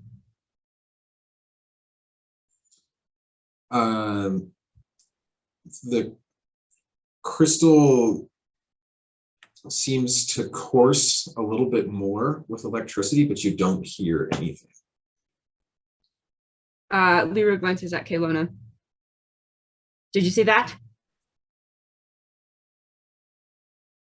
You're muted. LOL, sorry. She nods. She says, Liru says, I think it might be working. She sort of cocks her head, looks at the way that the lightning is pulsing around, and says, in just like common again, how long have you been here? Again, the lightning seems to pulse as it kind of goes across the crystal and then back out in the exact same way it did when you spoke primordial before. Okay. Caylona, Liru doesn't notice this because she's so honed in on the crystal, but you notice that the captain opens her mouth as if to say something, but Sindra holds up a hand. The captain doesn't say anything. Huh, interesting. Do elementals technically have minds? That depends on the elemental. Yes, but how sentient that mind is, it really depends. Okay, good to know.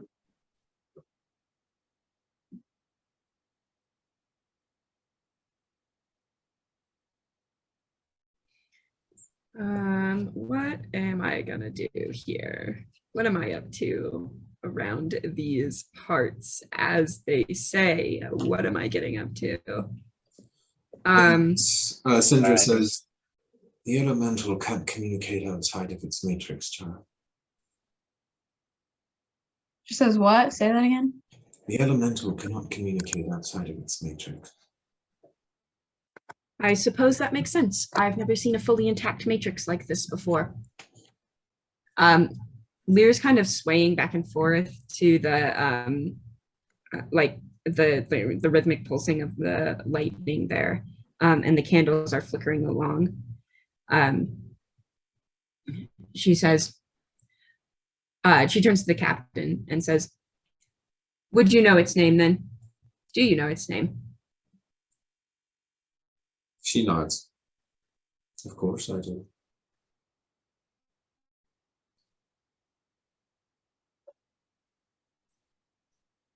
How would you identify it?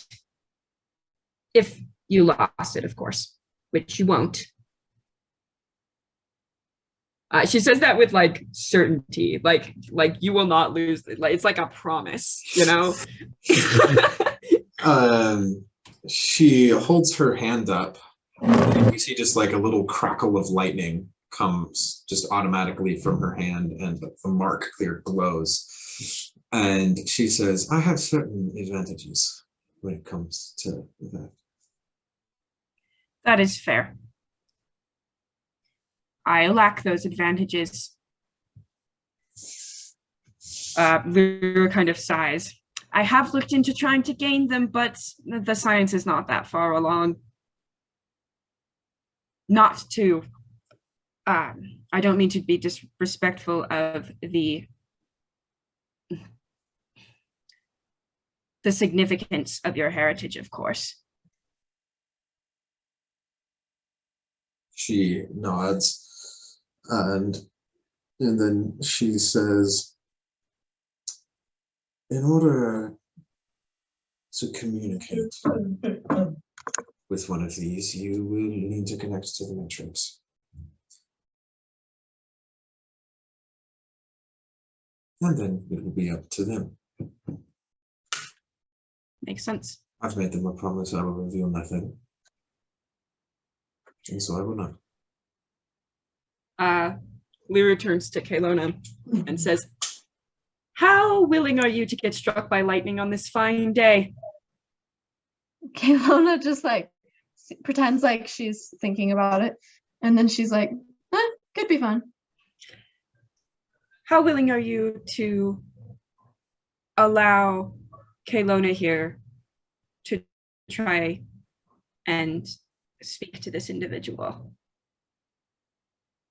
The captain is about to say something, but Sindra interjects and she says, Caylona may try if she wishes. She like smiles. She's like, is there any way she can like telepathically speak to it? You can try if you want. Reaching. I'm sorry, I'll stop. You don't. It's like there's something, but it's not quite. Actually, I'm pretty sure you could. Yeah, I think you can do that. Nice. I can? Mhm. Okay. So we don't know its name yet, right? Nope. But you do feel a consciousness there. Not one like you feel from everyone else in the room, but there is one. Okay. So instead of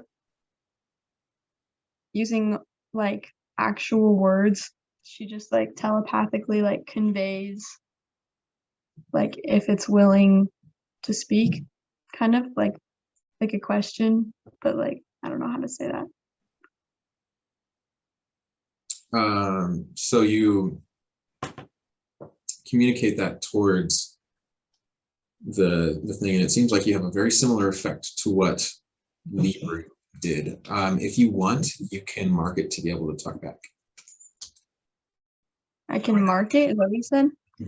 Right now it can't. A Kalish star. Sorry. Okay, let's do that. We'll try it.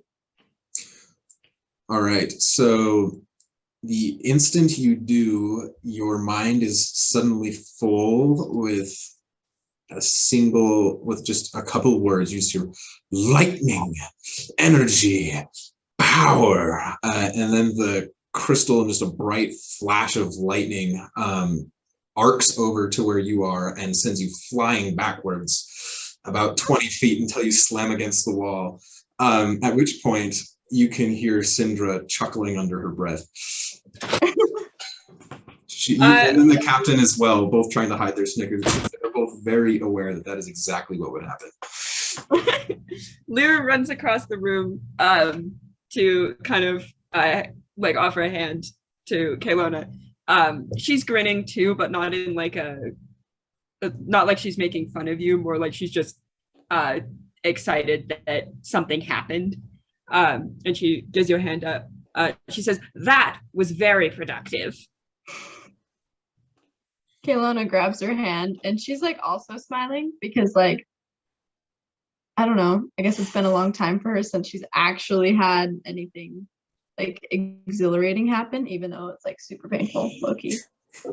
Your hair is floating up about a foot, just like half of it is just around, and then Syndra chuckles and she says, "Now, Liru, I know you're stubborn as Caylona, if not more so. Go touch it. The only way you're going to learn this lesson is experience." What did she tell me to not do? She told you to go touch it. Oh, amazing. Liru kind of grins. She says, "You know best, of course. I will go touch the rock. I will go touch the shiny, glittery lightning rock. 100% I will do that." Your head is instantly full of a storm, pretty much, going throughout everything. And then the exact same thing happens. You hear the words in succession: lightning, storm, energy, and then you are blasted backwards into the wall. Lyra kind of shakes her head.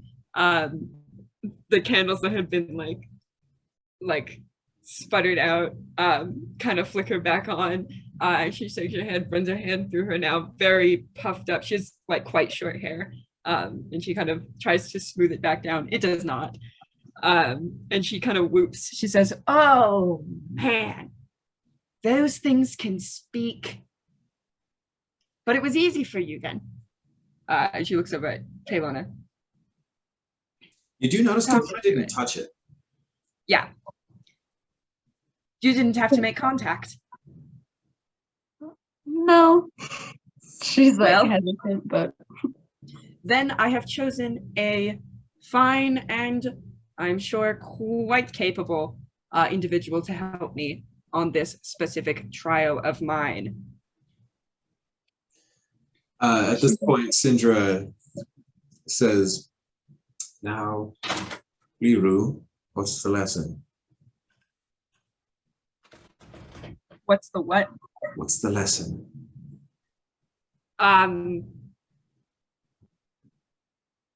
Don't touch the shiny lightning rod. I'm not quite sure what you're getting at here. I'm going to be perfectly honest with you. Elementals are forces of chaos. Yes. You do not tame an elemental, and you do not have a pleasant roomside chat with it, especially one that's very, shall we say, constrained to a certain course of action. Elementals are not fully sentient beings. If you attempt to communicate with one, all of its energy will be channeled directly into you. When you happen to be standing near here, that means a lot of lightning. Luckily, I was in the room, and you actually see that her hand has, there are courses of lightning going up and down her arms, just kind of slowly fade. And I she love says, her. "Oh, that would have hurt a lot worse. I suggest you try again." All right.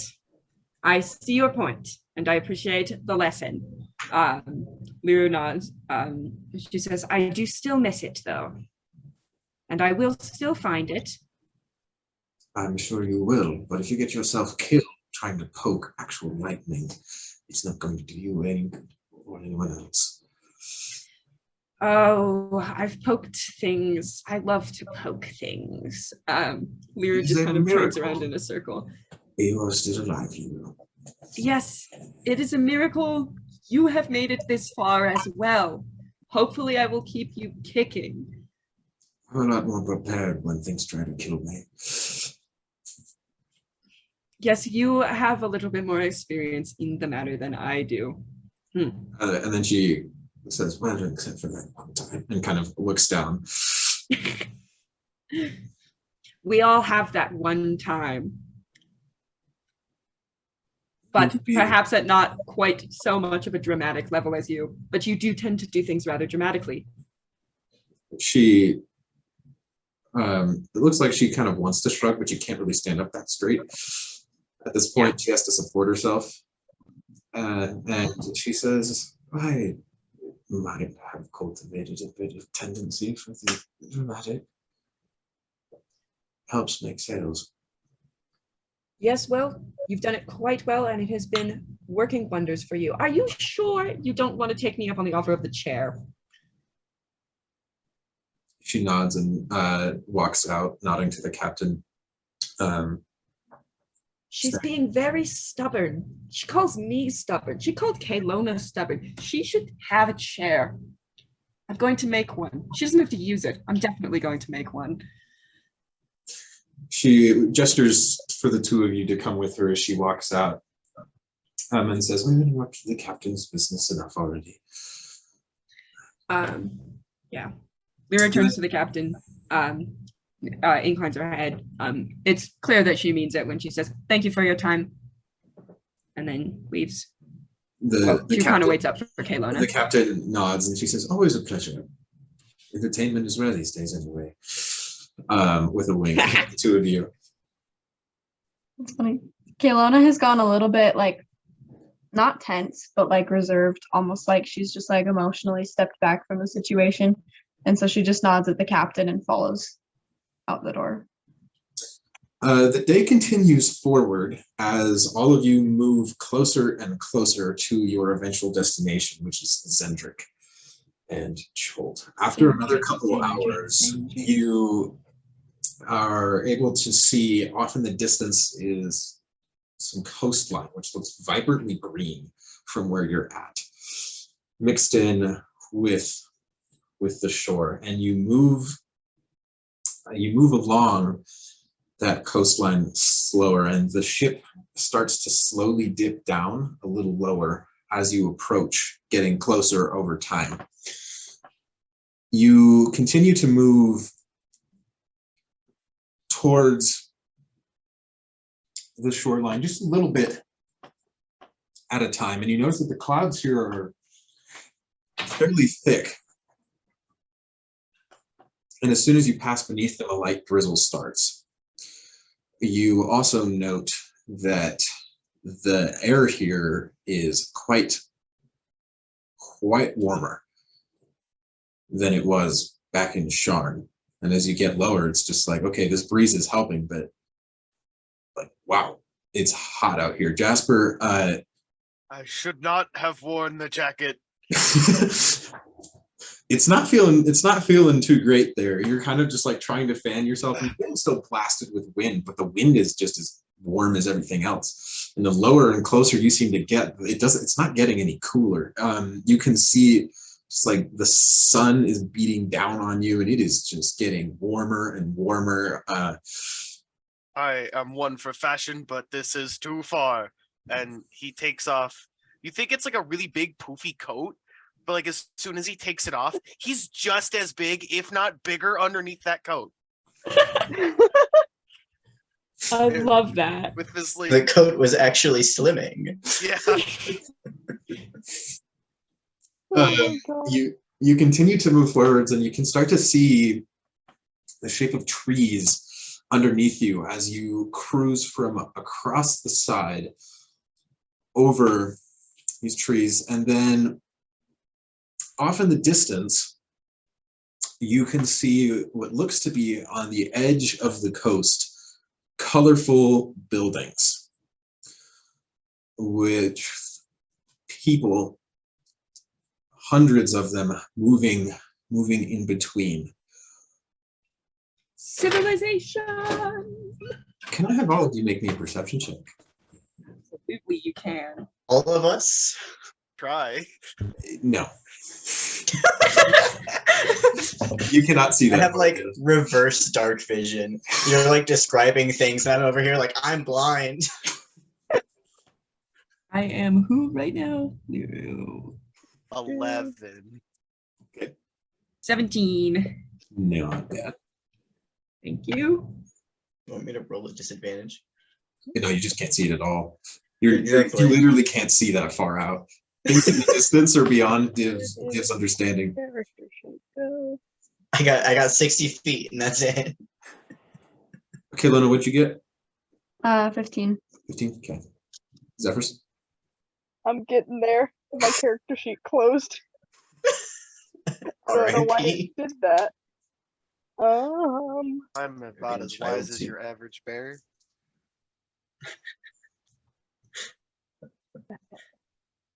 There we go. Okay, I got a 17. 17, that's not bad at all. Okay. So as you're heading towards the city, you start to cut across, and you can see that there's this large outer wall, and you can't really see a whole lot from outside of the trees. But then as you start coming across, you hear the sound of horns. The three of you who rolled high. Jasper, you are kind of distracted by the trees everywhere. You've never seen a scene like this before. This is ever. very different. Everything is so small. Why are those buildings so little? And listening, the rest of you that can perceive this, excluding Div, so you hear these horns. Well, I can still hear things. I'm blind, not deaf. You can faintly hear the horns, Div, but that is the extent of that. You three can see that there are large gates. At this point, you've come from over the water entirely and are cutting towards the city itself, and kind of going along where that wall starts, or that's where you're headed. But you see the gates close to the city, and you are looking, expecting their gaze to be up towards you. You know, this is a rather unusual sight, but you realize that it's not. And continuing to look forward, you see that there is there's these sections of city that are in front of the gate. You notice one specifically that seems to be, it's like a large chasm with, in between there are houses that seem to be built on top of each other, and there are these like small bamboo bridges. It's almost like a mockery of how Sharn looks, but just to such less scale and artisanry. in this specific place, but you notice near the bottom of this concrete structure is one large concrete building that seems to be square and fairly practical in nature. And you see people running in there in a panic.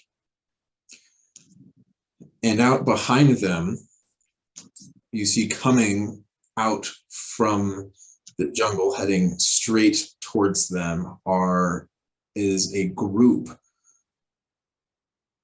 of figures with rotting flesh. Some of them are skeletal, led by a creature that is loping in the front with pallid gray skin, charging straight towards where these people have just shut themselves in.